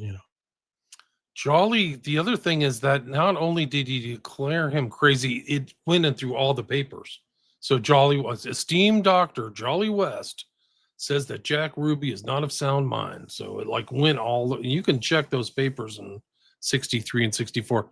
It's really incredible because Belli's gone to William J. Bryan's hypnotism classes, and Belli's representing Ruby, and then West shows up and Bryan's there too. So he's on the periphery, not periphery. He's like a secondary figure. He's a very important figure. We'll find out, but I'll do, let's see. I don't know who this is from. Let's go to, I have some Bryan slides. This is what William Joseph Bryan looks like. You have the Institute of Hypnosis. He's the consultant on Manchurian Candidate, how we got started in this long journey that began before Charlie Kirk got assassinated in September. So we're almost kind of at the 4-month mark, 5-month mark. He's a big boy. You can see him in the background there. That's William Joseph Bryan conducting one of his many seminars. And he's in the papers, so you see him in the papers, but he's a 300-pound guy. And he kind of infamously said, literally one of my important I forgot what he said verbatim, but essentially he said one of the important parts of my hypnotism practice is to have sex with my subjects. And one of the things I'm going to read from right here is this book, Project Artichoke by David M. Sylvie. And it's also referenced in another kind of mind control author. His name is Al Borelli, who wrote about Olson and also the strange kind of high strangeness around the death of JFK. And he passed away. His books were published by Trine Day, but he really thinks this book is legit. He quotes from this book too. So, but William Joseph Bryan, this was an airliner crash. Danville, for people who don't know, that's the East Bay in Northern California.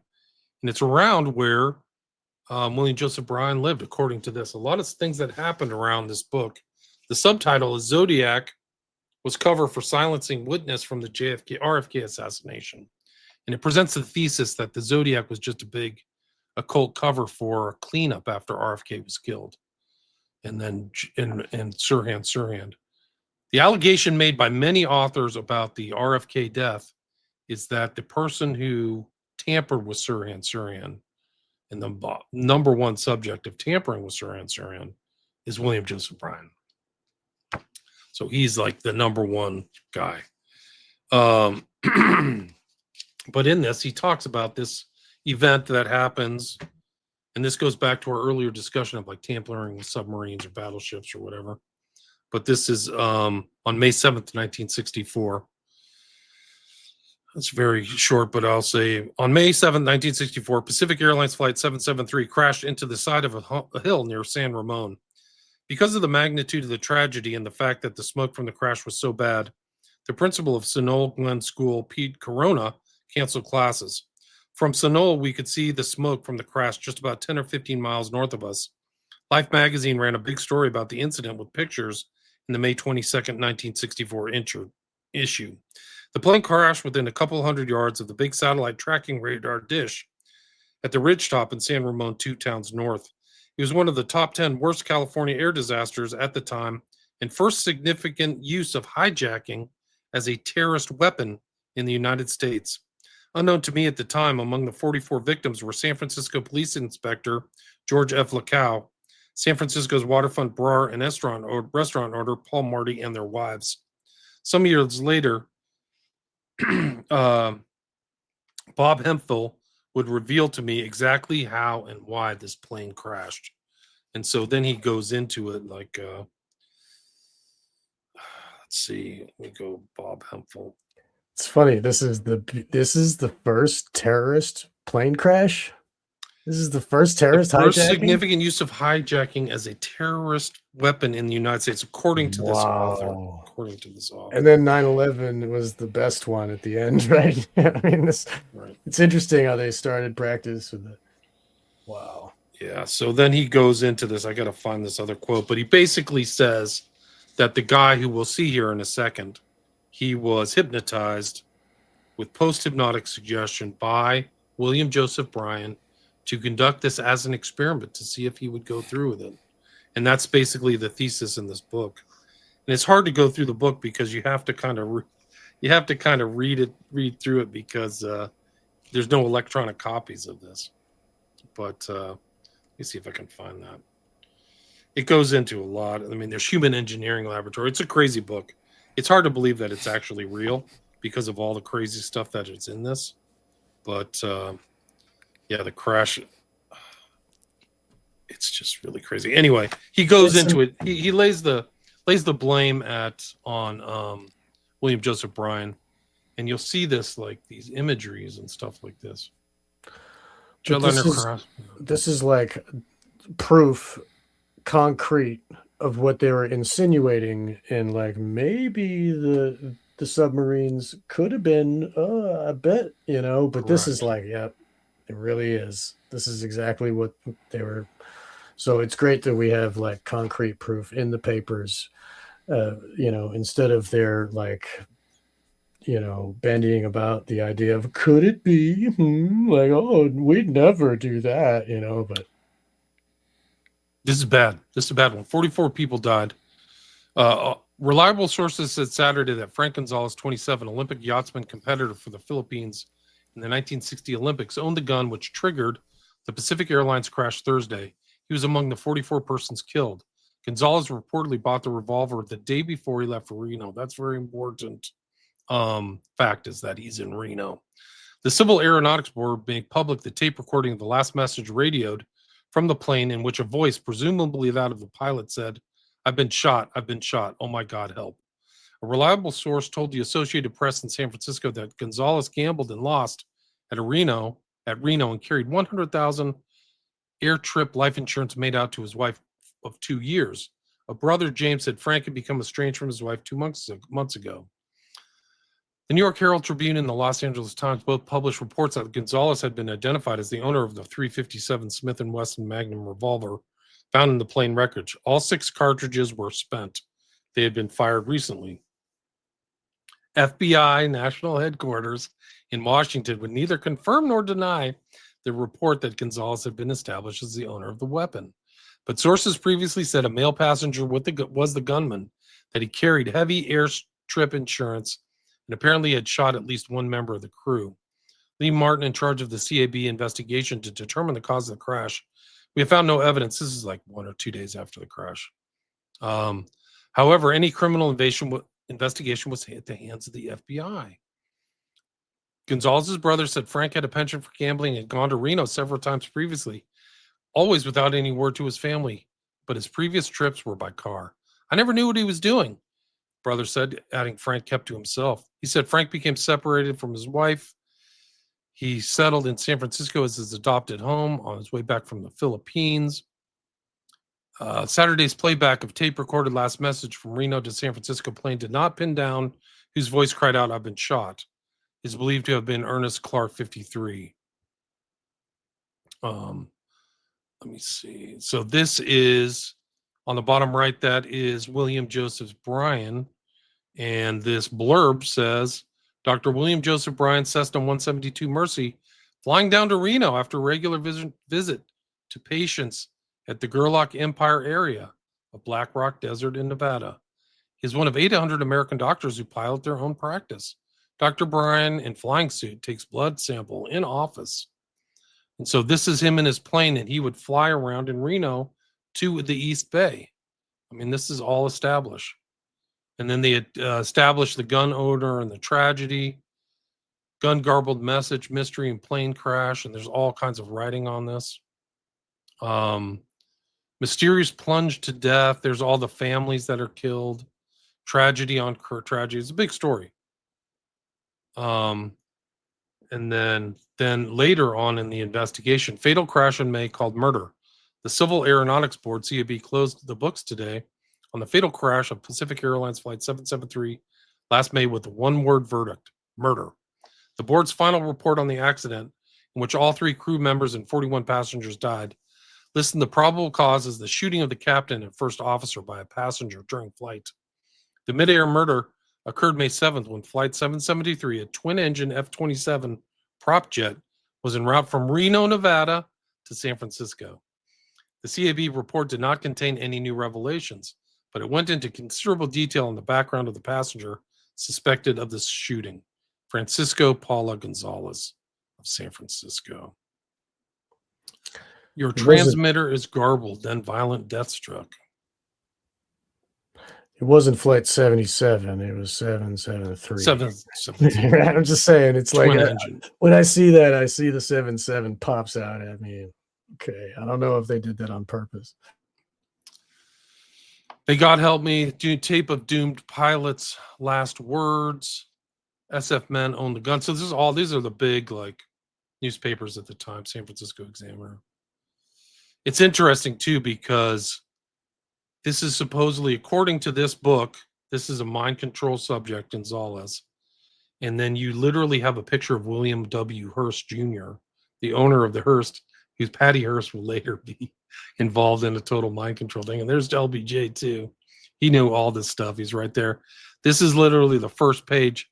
And the second page on the San Francisco Examiner from this, and you can just go look this up. The date is May 16th, 1964. Glamour and Danger, close-up of Hoover. He's right there, and there's Gonzalez. That's him. And then, yeah, I thought that was Gonzalez. But they go on with this whole thing. People are orphaned. Reno deal that dealt death. You can read. I don't want to read all these. Gonzalez, he loved to sail, seemed normal. The verdict in air newspapers love crash. this. They're really cranking out the look how tragic, look at the pain, and then Who's that's setting it overseeing up. this? The FBI. They know all these techniques. They know William Joseph Bryan. They're the ones like are overlooking. Right. The Tracy couple who walked off ill-fated Pacific Airlines flight 773 at Stockton yesterday will be interviewed by the FBI today in an effort to shed light on the mysterious air crash. I'm not saying they knew it, but these are the people like overseeing this. The FBI, who we've established in like 30 hours, knew a lot about this hypnotism stuff. There's absolutely none. And it goes all the way to the top. The guys who did the dirty deed. It's like, oh, we'll cover it up, guys. Sure. There he is. William Joseph Bryan warms up his Cessna for the return to Reno. You notice It's Black from Rock, this book. Yeah. and that's where they do the Burning Man crap, and that's all mind control operations and testing drugs. He's and all north of that. Reno. That's where the Burning Man is. You're right. Yeah, yeah, Right. yeah. So anyway, that's just like, I mean, I have to go back into this book in greater detail. But Somebody should digitize that. Whoever's got that. Yeah. There are programs that easily make a PDF out of a book. They just got to scan it. That's. Anyway, I hope we go they back do, here. because I want There's to William download it. Joseph Bryan. Well, Let me see if I can. Why don't you guys read this? Let me see if I can find this. okay. Yeah, just I mean, I kind of went through a lot of these missives. So some are interesting, but there's several of them. He sends out the William Joseph Bryan's book to multiple people instead of sending out the fingerprinting book. So he likes his book. He's sending it out to people that write to request information. There's some students writing to him. There's a high school student. But this one, and then he's another one. This is, if you go to page 374, he's sending out again another copy, legal aspects of hypnosis. So he really likes this book, right? So he's sending it out. He sent it out to the sophomore in high school, actually. Wow. So, but this is the one I think, and just not to spoil the fun, but as the documents go on, primarily it's looking at posse comitatus, use of military doctors and military personnel in conjunction with FBI and hypnosis. So most of this is going back and forth. Does this violate posse comitatus, right? So towards the end of the document. But this one is quite interesting. This is page 377. Hold on, let me. Sorry to go break ahead. in. Let me read Sure, it. man. I found the reference. Please. I apologize. So this just to finish up on William Joseph Bryan and this crash.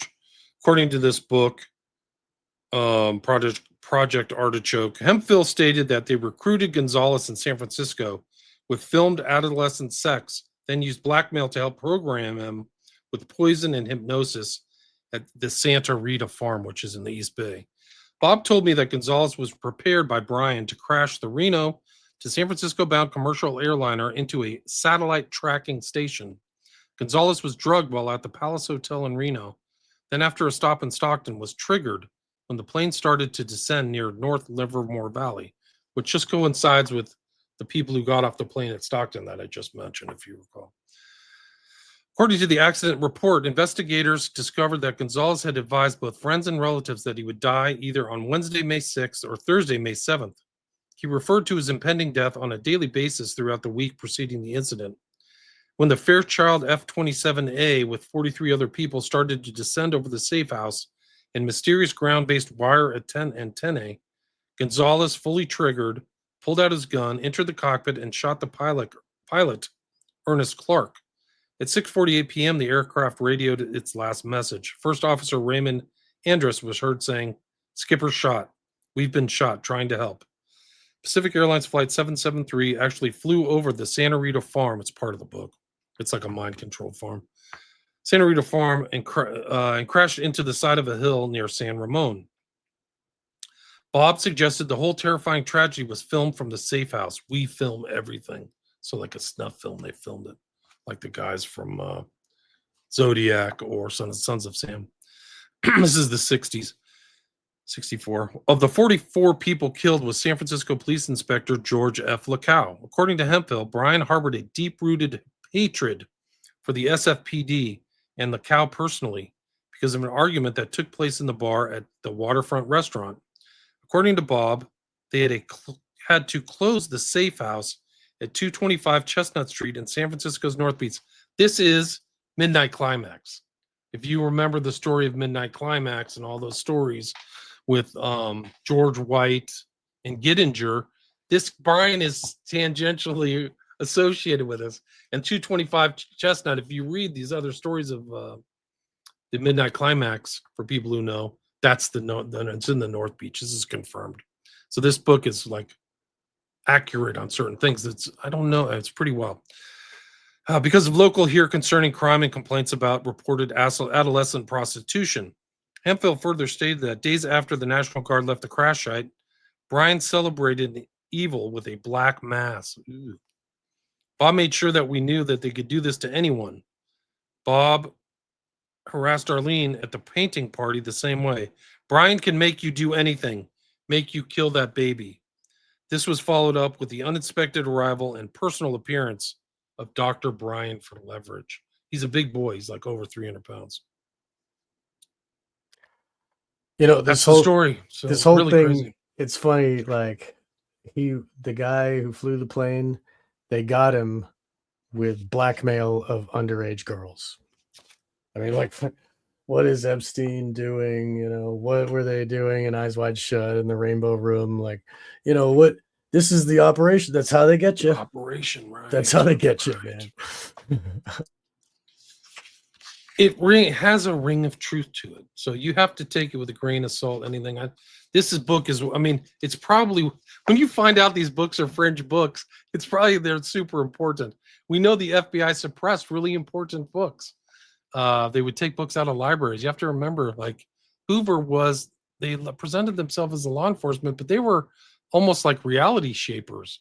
They knew so much, and so we're only trying to, like, this is part of like separating the wheat from the chaff. Like, there's so much chaff in history. Like, oh, the FBI didn't know anything. We've proven the FBI knew. All of the heads of the FBI knew very detailed information, and knew the very detailed information from these guys who did mind control and hypnosis for decades. And this is just what's come from, like I said, I've repeated this. I'll repeat it again. This is just from Esther Brooks alone. Somebody needs to send a FOI for Erickson, for all these, for Brian. Whereas all these guys' files are so important if there's even extant, if they haven't been destroyed. So crazy story, man. Yeah. This is such an important document, guys. They're all here. Erickson, Esther Brooks, Brian. It's crazy. Thank you, William, for bringing this. Yeah, great. That's awesome, because the couple this next letter, and then I don't know if we need to go through it. There's all this stuff of requisitions for video recording. There's all this stuff for the video stuff, but this one, there's some allusions to it, and just to bear in mind for everybody, how much stuff was done in the 30s, and then it just kind of becomes very thin. We had like 10 years, and there's not much there. But so this one is quite interesting, and this talks about frequency induction. Okay. And so that it's quite possible, using electronic means as well as, hypnotic command triggers, right? Where he's flying the plane over that. So, so this is, if you don't mind, would be page 377, or my 377, Leggett Bond. Do you see that? Yeah. I think. Yeah, I can do that if you want. Oh, yeah. On 31174 is the first. Yeah, the 31574. Yeah, on 31174. Yep, correct. yep. Okay. I'll take it if you want. Go ahead. Okay. On 311, Leggett Bond, Director, FBI, redacted. On 31174, captioned individual telephonically contacted the Bureau to request an appointment to talk to a special agent. An appointment was arranged, and blank later appeared in person with a sheaf of papers which he desired to have the Bureau retain and study as background information regarding his hypothesis that the human mind can be manipulated through hypnosis, microwave, and ultra shortwave radio on the body. I'm glad you brought this up, Hans. This looks important. Blank furnished 3 letters of reference from prominent German professors and advised that he is employed by a computer company in Cologne, is unmarried, and spent 1 year in the United States at Hopkins, Minnesota, as an exchange student about 20 years ago. He said he was spending 3 weeks in the United States and was bringing his files to the attention of the FBI as he felt that the Bureau was the premier law enforcement agency in the world. Blank spent some time explaining his theories, but said they were all documented in the material he was leaving, which included a copy of his published book, Mechanismen der Manipulation. That's the title of the book. Blank explained that he has been interested in mind manipulation for many years and advised that when he attended the Free University in Berlin, he was a student activist for liberal causes, but has always been anti-communist. He continued that since the publication of his book in 1970, he has felt that because of his past student activities and the appearance of his book, he is the subject of mind manipulation by the Soviets. A portion of blank material makes reference to a news article which received wide dissemination in May 1972 to the effect that the Russians had used microwaves against the American embassy in Moscow in order to cause psychological damage to the American diplomats. It reminds me of the Cuba thing too, the clicking noise. Havana syndrome. Right. That is a document that is totally documented. So everyone was getting sick in the embassy, right? People were getting all kinds of conditions. So people even died. So they were that definitely happened, and that's a real incident. So, right. Yeah. And they made it sound like it was just a clicky noise, right? But it was really detrimental to these people. Well, there's the woodpecker signal. Yeah. Right. But then this was where, and this was, I think, over a period of a year or two, the American embassy in Russia was actually blasted with these frequencies. So it's sort of like what recently happened in Cuba, right? But then people, there are all kinds of, memory loss, hair loss, even like I said, even death. I mean, so wow. That's absolutely factual. So yeah. It's amazing how they can cause hair loss even. Okay, going on. Another reference is made to blank. Okay, this letter to Bonn regarding. I'm sure blank. It's Solzhenitsyn. It's because he wrote the Gulag Archipelago. Right. Very integral book. Everybody should read that. Okay. Another reference is made to Solzhenitsyn and his book, The Gulag Archipelago, wherein he states that absolutely reliable is the report that the NKWD maintained a school for hypnosis in the 30s. Wow, incredible. I got to find that reference. Blank continued that his purpose in leaving this material with the Bureau was to have the appropriate persons read over and digest it, thereby being in a position to counteract it and be able to tell others how to counteract it. The material consists of 4 folders labeled as follows: background information, experimental investigation, references, publications. Also included, as mentioned above, was a copy of his book. Blank asked the interviewing agent if he could be re-interviewed after this material was digested. He was advised that this would probably not be possible as he was leaving Washington within 3 days, and it was not felt that this material could be digested by the appropriate people in that short period of time. It is felt that he may at some time contact the American embassy in Bonn. BU files contain no information concerning blank. BU files? I think that's Bureau files. Oh, okay. Note, footnote,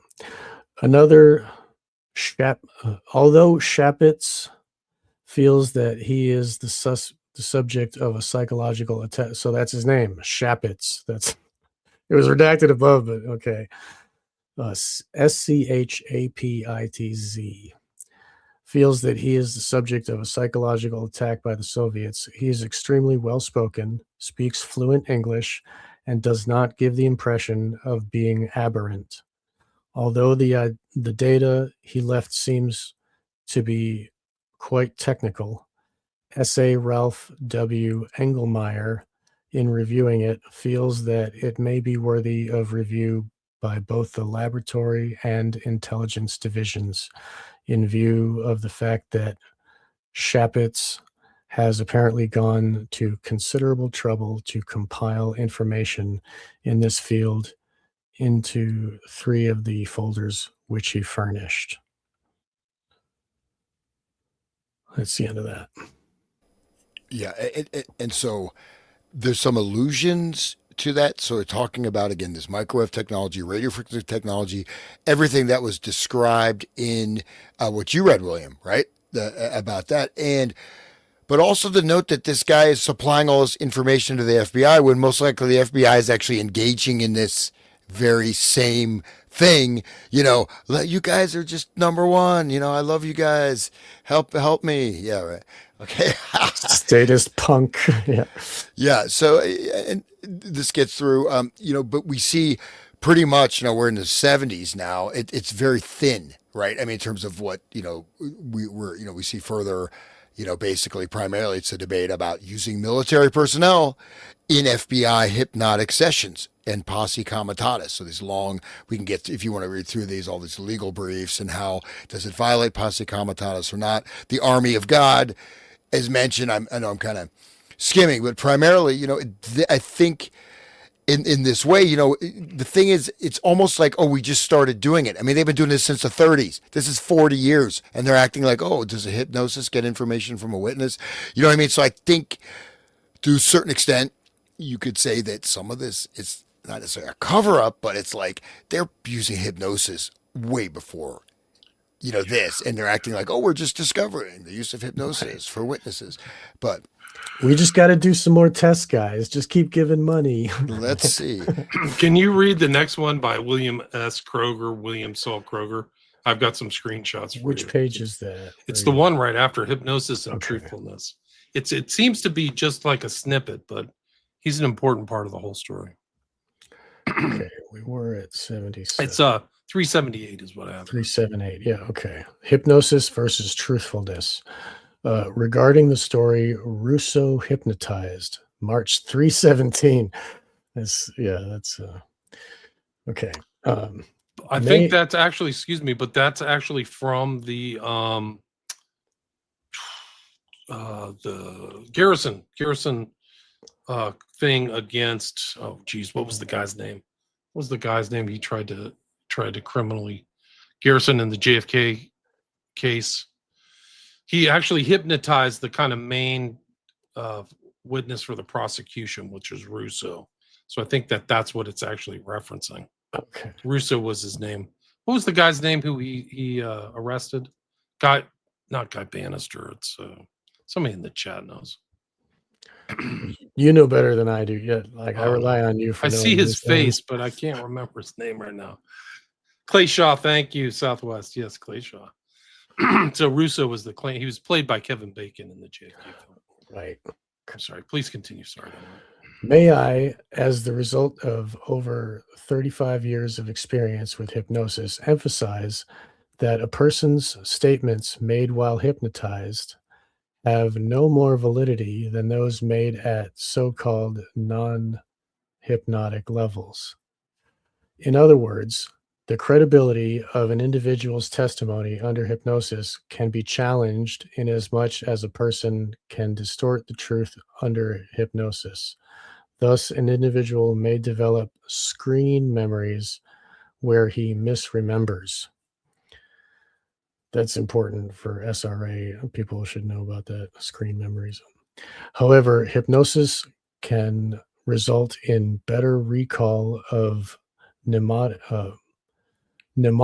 material because of the associated relaxation, concentration, and greater objectivity. Experts can tell whether a person is lying while under hypnosis only through a more sophisticated method, such as a polygraph, which scientifically measures psychological and physiological responses. William S. Kroger, medical doctor, executive director, Institute of Comprehensive Medicine, Beverly Hills. Another creep, man. Another freaking creep. There he is as a medical student. If you see some to your doctor with these eyes, run for your life. That guy's like, I mean, whoa. Yeah. He actually looks normal here, but he wrote Clinical and Experimental Hypnosis. Experimental Hypnosis revised fairly recently, but he wrote a lot of these books. But this is the most important one. Hypnosis and behavior modification, imagery conditioning. And when you see a lot of these guys, they have like these images in their brain. And this is how sophisticated it gets. It's really scary. This is an advance on Ericksonian hypnosis. Kroger came after that, headquartered in LA. And he came up with this. We've already talked about the electrogalvanometer, right? This is his technique for detecting lying. It's called the brainwave synchronizer. And I'll read the blurb. The American physician, Dr. William S. Kroger, 1906-1995, spent his career in obstetrics and in psychology. He had a lifelong interest in hypnosis, was a founding member of several organizations in hypnosis and in other fields of alternative, non-traditional medicine. Interesting. During World War II, he observed that pulsing lights on a radar screen mimic the frequencies of brain waves, right? Didn't we go into EEG waves or something like that? Yeah. Just if you want to throw out real quick, just like I mentioned that EMDR. Oh, she was walking through the park and she noticed as she moved her eyes from side to side, her traumatic memories got less. So again, what he's observing the pulsing lights and he's in battle and he's saying, oh, it's like the brainwaves. You know what I mean? So it's one of those sort of mythological stories. But yeah, go ahead. Pulsing lights on a radar screen mimicked frequencies in brainwaves and could cause a trance in some operators. He later worked with the inventor Sidney Schneider to perfect a machine that could induce hypnosis for medical purposes. So this machine is literally a creepy spy briefcase. Like this is what he puts it out. But look at these pictures. They introduced the brainwave synchronizer in 1959. Manufactured by Schneider Instruments, it uses a light that flashes at the frequencies of alpha, beta, and delta brainwaves. In the 1960s, the device was used both to provide analgesia pain relief to women in labor and as an aid to general anesthesia and surgery. It fell out of favor when it was found to induce epileptic seizures. Today, hypnosis is one of the techniques of pain medicine. And there's what it looked like. You can see brainwave synchronizer right there on the right. And it literally has a handle. You can't quite see it in this picture, but like you could literally just bring it in and plop it down.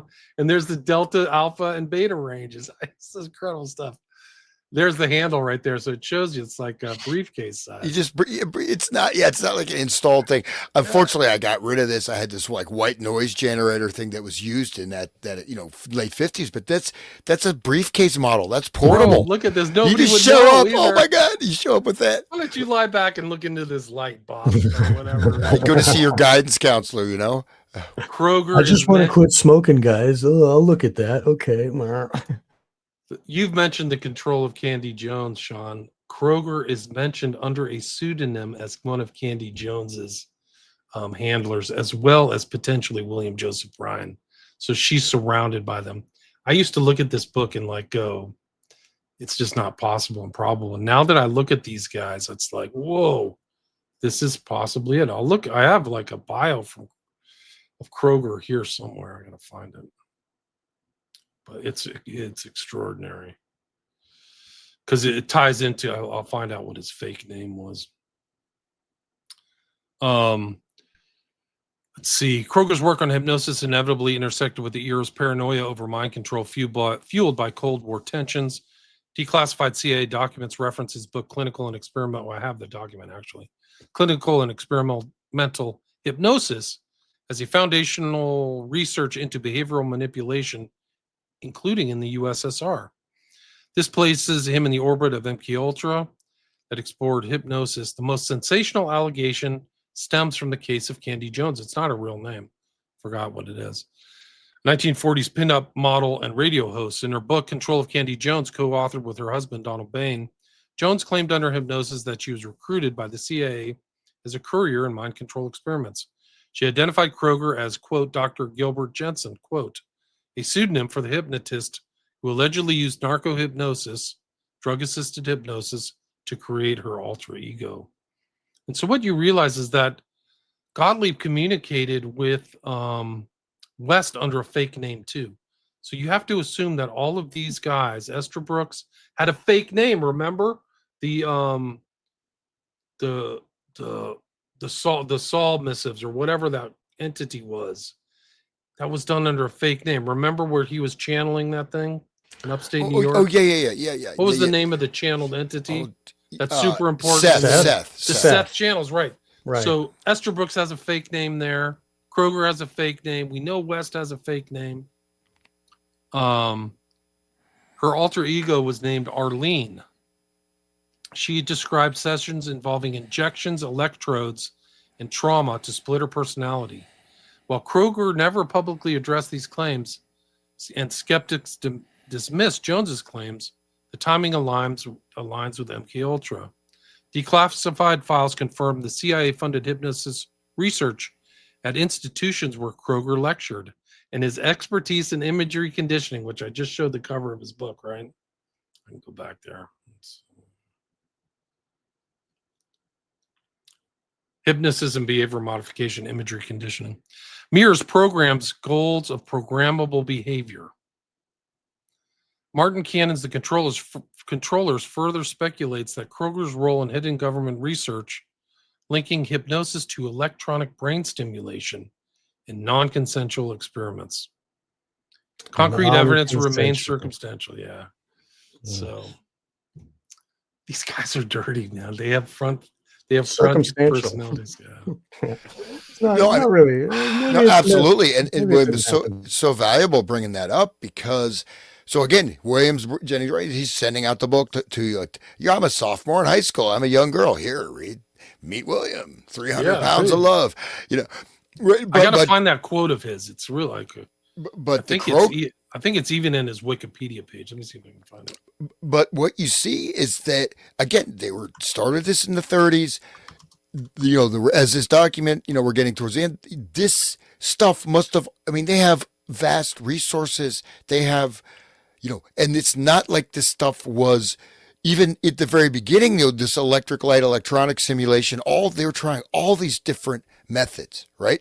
So that brainwave synchronizer is obviously pretty advanced, but then you got the merry pranksters and the psychedelic light shows using a lot of this advanced hypnotic technology, right? At the early, Walter Penfield and all those guys, early stroboscopic photic driving, as I've mentioned, is one of the earliest things that was looked into. But you have this whole plethora. You've got drugs, you've got, linguistic, lexical hypnosis, you have all kinds of stuff, right? And even these like facial tics that are programmed in so you can read a person. So there's so much is there. And, I think, we could, a little bit deeper, you start pulling the stuff apart. You see, probably they are, Esther Brooks is talking about in the 30s they're talking about hypnotizing people to commit crimes, right? They're talking about information couriers. They're talking, and then look at that police document where they're talking about very advanced levels of hypnosis, right? And now you're here in the 70s. Oh, can we use hypnosis to interview suspects? How does it work? Will it work? So, So I think that there's a lot there. And again, this is a precursor to tie these threads into MKUltra. So it is. This document is going to be people in anything it'll have to show up. I will see if they'll give us credit for doing the work we did because this document's so important. But Kroger is really something else. The quote that Brian said about having sex with his patients is, I just lost it again. Shoot. He said to Playboy in '64, "I enjoy variety and I like to get to know people on a deep emotional level. One way of getting to know people is through intercourse." Whoa. And he's talking to Playboy, dude. Yeah, like it's in a Playboy interview. But I mean, Um, Playboy uses that. They use, I mean, those models are often victims of this type of treatment, like Marilyn Monroe famously, she was their first copy. That Playboy #1 was Marilyn Monroe. So here's another one, Kroger and crime. I'll try to do more research for our next show because this is kind of interesting because it ties into. I'm pretty sure this influenced the Eastwood film, the first Dirty Harry. I could be wrong, but it's a famous story in California. The youngsters and the drivers were kidnapped in a bus. They were driven to a gravel quarry 100 miles away and forced into an abandoned trailer truck buried 6 feet underground. 16 hours later, the captives managed to dig themselves out and were soon rescued. The FBI quickly interrogated them, but found no answer to the question, who are the abductors? To help crack the case, the Bureau called in William S. Kroger. So these guys are known to the FBI, an authority on medical hypnosis. Kroger sat with Chowchilla bus driver Ed Ray in a Fresno motel room and told him to fix his eyes on a spot on the wall and breathe deeply. 20 minutes later, Ray was under hypnosis. Dr. Kroger then led him through a playback of the kidnapping. The ploy worked. The driver was able to recall all but one digit of the license plate on the kidnapper's white van. The information helped authorities track down 3 suspects who go on trial later this month. A successful tool. Though the FBI says it uses hypnosis sparingly, mesmerizing consenting witnesses is on the increase as a police investigative tool. The Los Angeles Police Department has worked with the technique since 1970, noting the U.S. Kroger and 9 other medical hypnotists trained 14 LAPD officers in the technique, which dates back at least to ancient Egypt. Says LAPD Captain Richard Sandstrom, who is currently evaluating the work of the force's new Svengali squad, hypnosis gives utterly fantastic results. His squad. That's quite telling, right? Wow. It's funny. It all goes back to ancient Egypt. Do you remember that hierarchical system where there was a king leader and then there was the serfs under him that had to, be like subject to the king? And how many people in history have been subjected to this stuff?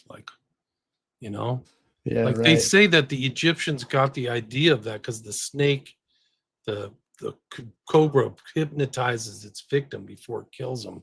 Like it stares them down or whatever. Right. Anyway, it's crazy. This document's incredible. Anyway, I'm going to go through some of these comments. Yeah, comments, please. That's great. Do you guys think Donald uses hypnosis when he talks with his hands? What do you guys think? I did a lot of work on gesture analysis, in speech. So there's a tremendous amount there of, you can actually get, there's even, ways to track. In fact, I have this whole program, that I use. You can look all these different variables, linguistic variables, situational, this and that, what type of gesture, tracking the gesture related to word, diction, intonation, word emphasis, et cetera, et cetera. Very potentially. I mean, most people, the communication with gesture is done, it just kind of is another level of communication, the way people move their hands, right? And it can add a lot, but I mean, absolutely. And it is something really, in fact, I did this more just for like academic stuff. It would be kind of fun to take that thing. You can do time code tracking, and actually with all the different, variants, you can get a lot of information and directly correlate. If he is using hypnosis, I certainly could find out quite easily. And there's so it's possible. The thing is, stuff that can be very subtle, like timing, periodicity, which means, something occurring over time. As I mentioned, informational content, situational embeddedness, all these things kind of factor in. But that'd be an interesting thing to check out. Maybe I'll maybe next show I'll do a little analysis of Donald. Do some research. Yeah. Hopefully ICE doesn't come. Deport me back to Somalia. There's a Juba daycare down for my house, so that maybe they'll send me there. Leering center. Is there a leering center? It's a leering center. They have this like creepy green frog on their bus. It's like, I don't want to get in that bus. Juba. They also have like Juba groceries. Anyways, but maybe I'll get picked up by them if I. But yeah, no, it's good to look into. But I think, no, but you can see like someone like Trump very easily could be doing type of Ericksonian hypnosis, right? And you can see it a lot in type of public speakers, public figures. But then you're looking at also, again, media placement. There's all these other variables, including like light. There could be stroboscopic light. There could be figures in the background. People doing weird, what I mean, especially things that are perceived subconsciously. People making certain gestures out of frame that your unconscious mind is seeing every single thing, right? But you're not consciously perceiving it. So it would be an interesting study. Yeah. Armchair Assassins says, appreciate all the work you guys are doing. Sorry for the off-topic question. What happened to all your Visigoth epilodes? They're not disappeared. They're on Spreaker somewhere. There's about 6 or 7 archives. There's probably over 800 or 900 episodes now. And they're actually now being transported onto YouTube. So you can go type in William Ramsey Investigates on YouTube and listen to them there, or you can listen to them through Spreaker. So they are there. A little comment on Trump, just saying that he represents the ego ideal, doesn't he? And everybody is infantilized and they haven't grown up, and then they look at Trump like he's the alpha monkey. Isn't he being that character, with his boisterous, alpha male energy, and everybody just follows along. Oh yeah, grab him by the pussy, whatever. It's just, that's what they do. Like, that he's created this idea of like what manliness is, and like you wear a red hat to be tough guy. It's really weird. No doubt. Barto says, have you gents heard of the somewhat recent psychology research into a possible new level of consciousness they call the superintelligence? I have not. Have you guys heard that? No, I mean, what does it mean, though, superintelligence? Yeah, I mean, so essentially, there already is a superintelligence. If you can, the unconscious mind is vast and immensely powerful, but you have to know how to access it and program it. I mean, people can have amazing abilities, right? I mean, people can speed read an entire 400-page book in an hour and remember every word. So, when I see something like that, immediately I think, what's behind this? Just because of the permeation I mentioned, like second order cybernetics into so many disciplines of psychology. And I'm not, it's coming from the top, like a pyramidal drop down structure. People may not even know they're doing that, but there's so much embedded in so many therapies that are actually just, they're just recreating things. They're creating internal cybernetic loops. They're doing all kinds of stuff. So, but I'd have to look into it. It just seems like, people have talked about, the Buddha talked about superintelligence. That's about 3,000 years ago. So it's not that, it doesn't seem that new to me, but maybe it is, maybe if you buy the Trump phone for $500, yeah, he sold 600,000 and no one has got one yet. You got to get the Trumpy bear. You remember that? No, I love Trump. I'm sorry, Donald. I'm sure you do. I know you're watching, Donald. Thumbs up. Of course. Through Palantir, he's watching everything, guys. Right, yeah. Yeah, that's funny. No, Somebody asked, what about hypnosis? Highview asked. You guys want to answer that? Either of you? Go ahead. I can answer it, but please do. Okay. Dehypnosis. So this is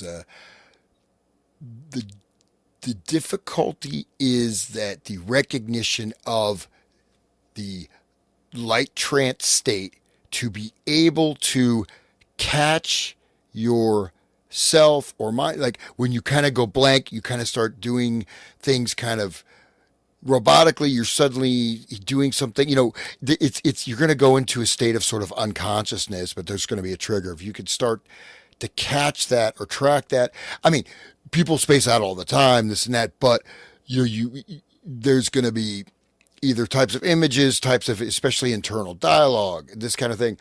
So it's kind of a complex topic, but yeah, absolutely you can. You just have to come from outside of that, right? So you have to come from outside what you call your normal conscious framing, because your consciousness is going to be inserted into this field, right? Your consciousness has sort of a filtering. The reticular activating system is sort of creating your reality. So you have to be able to step back from that. But yeah, certainly it certainly can be done.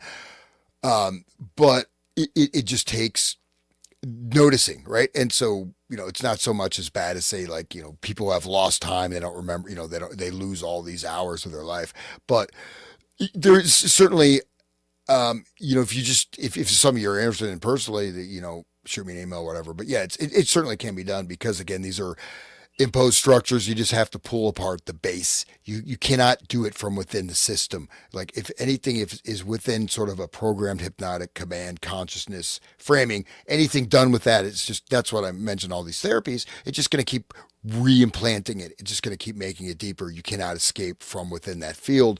But however, the good news is you're not that limited particular container field of that. So big question. I'll just leave it there for now. So. Yeah, if you're watching this, you can see what the Visigoth archives look like. There's like 6 or 7 volumes. You can just type it into Google or you can go to Spreaker. I think you should be able to just bounce around Spreaker and see them all. The problem is that Visigoth, he had all these other titles for his shows. Beyond the Grassy Knoll, The Grassy Knoll, Think or Be Eaten, Visigoth Live, those were his live shows, the Lembic Files. So I just put them all under the Visigoth archives. So people can go check those out. People are still listening to them. And I've reposted a lot of the recent shows, things with the Collins Bros.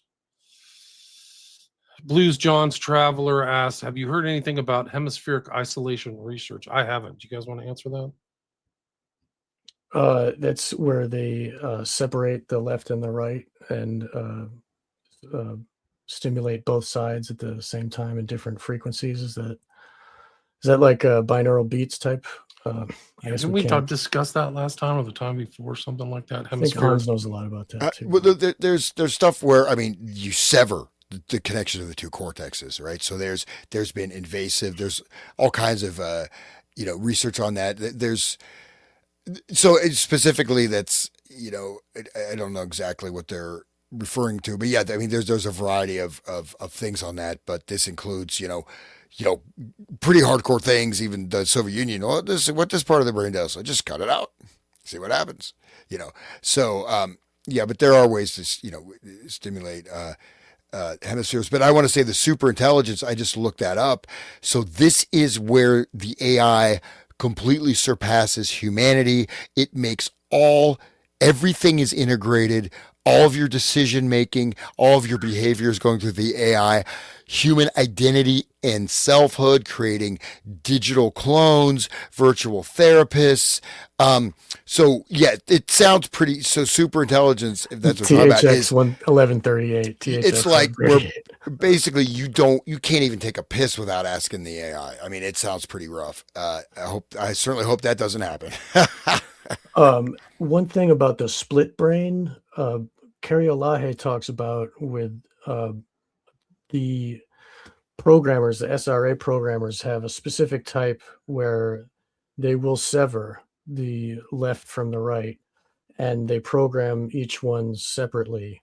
And the Reich Saddler, the double-headed eagle with the crown above, is symbolism which relates to that phenomenon, and it's a trigger also for people that are programmed to for their internal loyal alters that are loyal to the crown and the hierarchy to take over. But that split brain is a technique, a specific one of the ways of programming that they use. This one document, I meant to bring this up about Kroger, and this is also for you, Hans. It's parapsychology in the USSR. We did that whole long show on Soviet cybernetics. This is really interesting. But I think at the very end, they mention Kroger somewhere here. I think it's... Yeah, no, there it is. Okay. Medical hypnosis is used intensively in the art of the USSR. Primary work, chemical and experimental hypnosis by William S. Kroger, serves as the groundwork for the basis of corresponding intended research. So that's pretty interesting. I can send that's a CIA proof release. Yeah, no, that I mean, so there's actually I think there's several books. There's one I think in the '70s, like psych research in Soviet Union. Yeah, they were far ahead and they started in right about the beginning of the Soviet Union, and they had that was one of the main you know they didn't really care if people ate food, but let's go research that. Yeah, so they had very very advanced research over 60 years, 70 years, and far generally speaking, the United States was just catch up. So that yeah, I mean, even like that, the remote viewing and stuff. I mean, it's quite extensive, and that it's actually a fascinating topic. But yeah, so that It says here the Russian scientists and lady have been researching various parapsychological phenomena for decades before the 1917 October Revolution. That's wild. Okay. Before, so that. If only we guys, had those documents. Oh, mid 19th century. Bro, Well, okay, wait till I that's- break out. Wait till I Dude. break out my Rasputin materials. You guys are gonna. Your mind is gonna go. Is that document we did in the show? No, It's different. I got something way better for you. No, I mean this document. What is that? I meant to reference this because it had Kroger in it. Oh, I referenced it in the materials where it said Kroger was influential in Russia, and then this is the document that proves that it was because they're referencing him. So 1850s. So that. Wow. Okay, that's new. Mid 19th century, right? This is. I don't know where the CIA document comes from. Guys, I think I'm pretty much spent. I feel like I've been sitting here for 3 hours because I've been sitting here for 3 hours. Thanks to everybody for listening. Epic. Yeah. Thank 180 live listeners. Great comments in the chat. So kudos to the chat. Hats off. If I had a hat, I could put a hat on, I guess, and take it off to you. Let me see. I can put my dumb LA hat on. So let's go. Hats off to everybody. Hats off to Sean and Ons. Thanks everybody for listening. I know it's not my show, but hey, thank you, William. I'm throwing in the towel. I should throw in the towel too. Yeah, I was pretty tired. I was like, man, I could before we started, I can just go to sleep. I'm not going to drink coffee, but I just got energized by all this wonderful information. And yeah, for real. It's so like it's like, oh my God, everything we keep finding. Every episode is just I'm flabbergasted every time. It's really great. Thank you, William, for bringing this information. I think Sean has mentioned this high view that marijuana is supposedly kind of an antidote for yes. Yeah, it does. Sean would know, man, because you're yeah, that's for sure. Yeah, no, cannabis for sure. It thins the veil between the partitions with the mind control, the split brain type stuff, the multiple personality, that dissolves, the programming dissolves under cannabis use and under long-term cannabis use, and their subconscious memories get unlocked, and it kind of messes up all their order that they've created in the brain. So it stops the dreaming. So whatever they're programmed to dream is not happening anymore. It helps people to reconnect with their body, and the body has memories. So there's a lot to the cannabis relation to that, and people should look into that and see where it goes. You'll learn a lot. Yeah, great. William, please send me that CI document you wrote. I'll send it to you right now. All right, and yeah, just real quick. So the hemispheric or isolation, it was a treatment for epilepsy, right? So you just cut the two brain hemispheres, or you're not going to have seizures. So this was done. I mean, the studies came from that particular treatment, right? So it was used again to prevent epilepsy. You cut the corpus callosum, and then you have. But one of the weird things about the split brain things is the hemispheres would communicate with each other, but like separate people. So the left hemisphere would, say generate a story for why the right hemisphere did something, or this vice versa. And so it's pretty wild. So. That's proof of what Carrie was talking about when they cut this, they sever it, and then they program each one separately like that. That's They physically cut it, or physically. Well, they separate. I got to talk to her some more. We got to learn more about that. yeah, no, it can be. It was done surgically. It was, Well, they would operate on these poor Okay. victims. Well, They then would do sure. all kinds of stuff. They would bring them into military bunkers and subject them to all kinds of stuff, and it was an ongoing thing. So I'm sure they would get implants. Like, I mean, it's ruthless what they had to endure. Yeah. Well, great, guys. Thank you guys so much. Thank you to the audience. And Yes, Yeah. likewise. Everybody should visit WilliamRamseyInvestigates.com and should visit HansUtter.com and should, donate. And everybody, thank you for listening, and we appreciate you listening. Thank you. And it looks like there will be many other future shows. I think we kind of agreed that we're going to continue even after we're done with this document. There's a lot more information, a lot of different takes. So expect a lot more shows in this series. And we're going to go forward in the timeline too. Like, we're going to talk about, and we're going to talk about the operations that have happened that we know about in the history. It's that we know interesting. about. That's the other Yes. thing. It's like really crazy. Where can people find your stuff?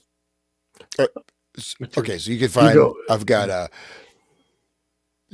my old radio show. That's other people have the material, but it's there. You can go to BitChute, Rumble, Spotify, YouTube, Odyssey, and some other associated chip platforms. You put it in the Resonant State. I think a couple of lists may come up as Eyes Wide Open, Hans Utter, but yeah, and it's all over there. And check it out. Please join the party, man. And I realize I'm getting virtually deprogrammed because I'm in training with Sean Smoking, and so my mind control programming is less. So thank you, brother. I'll smoke another for you, buddy. Yeah, hell yeah. Good. And William, your mine is site? William Ramsey Investigates. You can check that out. And like I mentioned in the show, the Visigoth archives are still relevant. He did great shows. I've reposted some. The Collins Brothers Magicians of Mutabilities from 2005. And it reads fresh. Like, they were so keyed into so many things about 9/11 I didn't know about. And their frame of reference is really extraordinary. So check those out. He's had great guests. I'm still adding to it. I had to go back through, and some of them aren't up because he didn't care about copyright at all. So I have to take out some of the old songs and things like that. But you can find them. Most of the ones, Spreaker doesn't seem to care as much. So if you go to Spreaker and type in the Visigoth Archives, Volume 1, 2, 3, 4, 5, 6, 7, you'll find them. I just separated them in 150 parts because there's so many, it just seems easier to go through them. And I haven't really even, cataloged them all correctly, which I really should do, but time willing. But and then Sean is Wake the Dead, right? Your podcast. Yeah. So where do we find your work? Yeah, Wake the Dead. I post everything at onegreatworknetwork.com/Sean-McCann. And you can find me. It's, Wake the Dead. It's Spotify and Apple and Google and, all of those. And also Odyssey and BitChute and Rumble and sometimes YouTube. So today we're streaming on YouTube. So you can find Wake the Dead all those places. And yeah, by the way, I want to say I'm on the same network with Sean. That's right. I have gotten it up and running. It's getting there. So I just have to add it to my list of where I'm posting stuff. So Right. One Great Network, Hans Utter or something. Yeah, onegreatworknetwork.com/Hans-Utter. That's right. That's what it'll be. Yeah. It All right, was. guys. Till That's next great. time. Thank you 50's again. down. Bye bye. We'll see you next All the time. best. Peace. Bye-bye.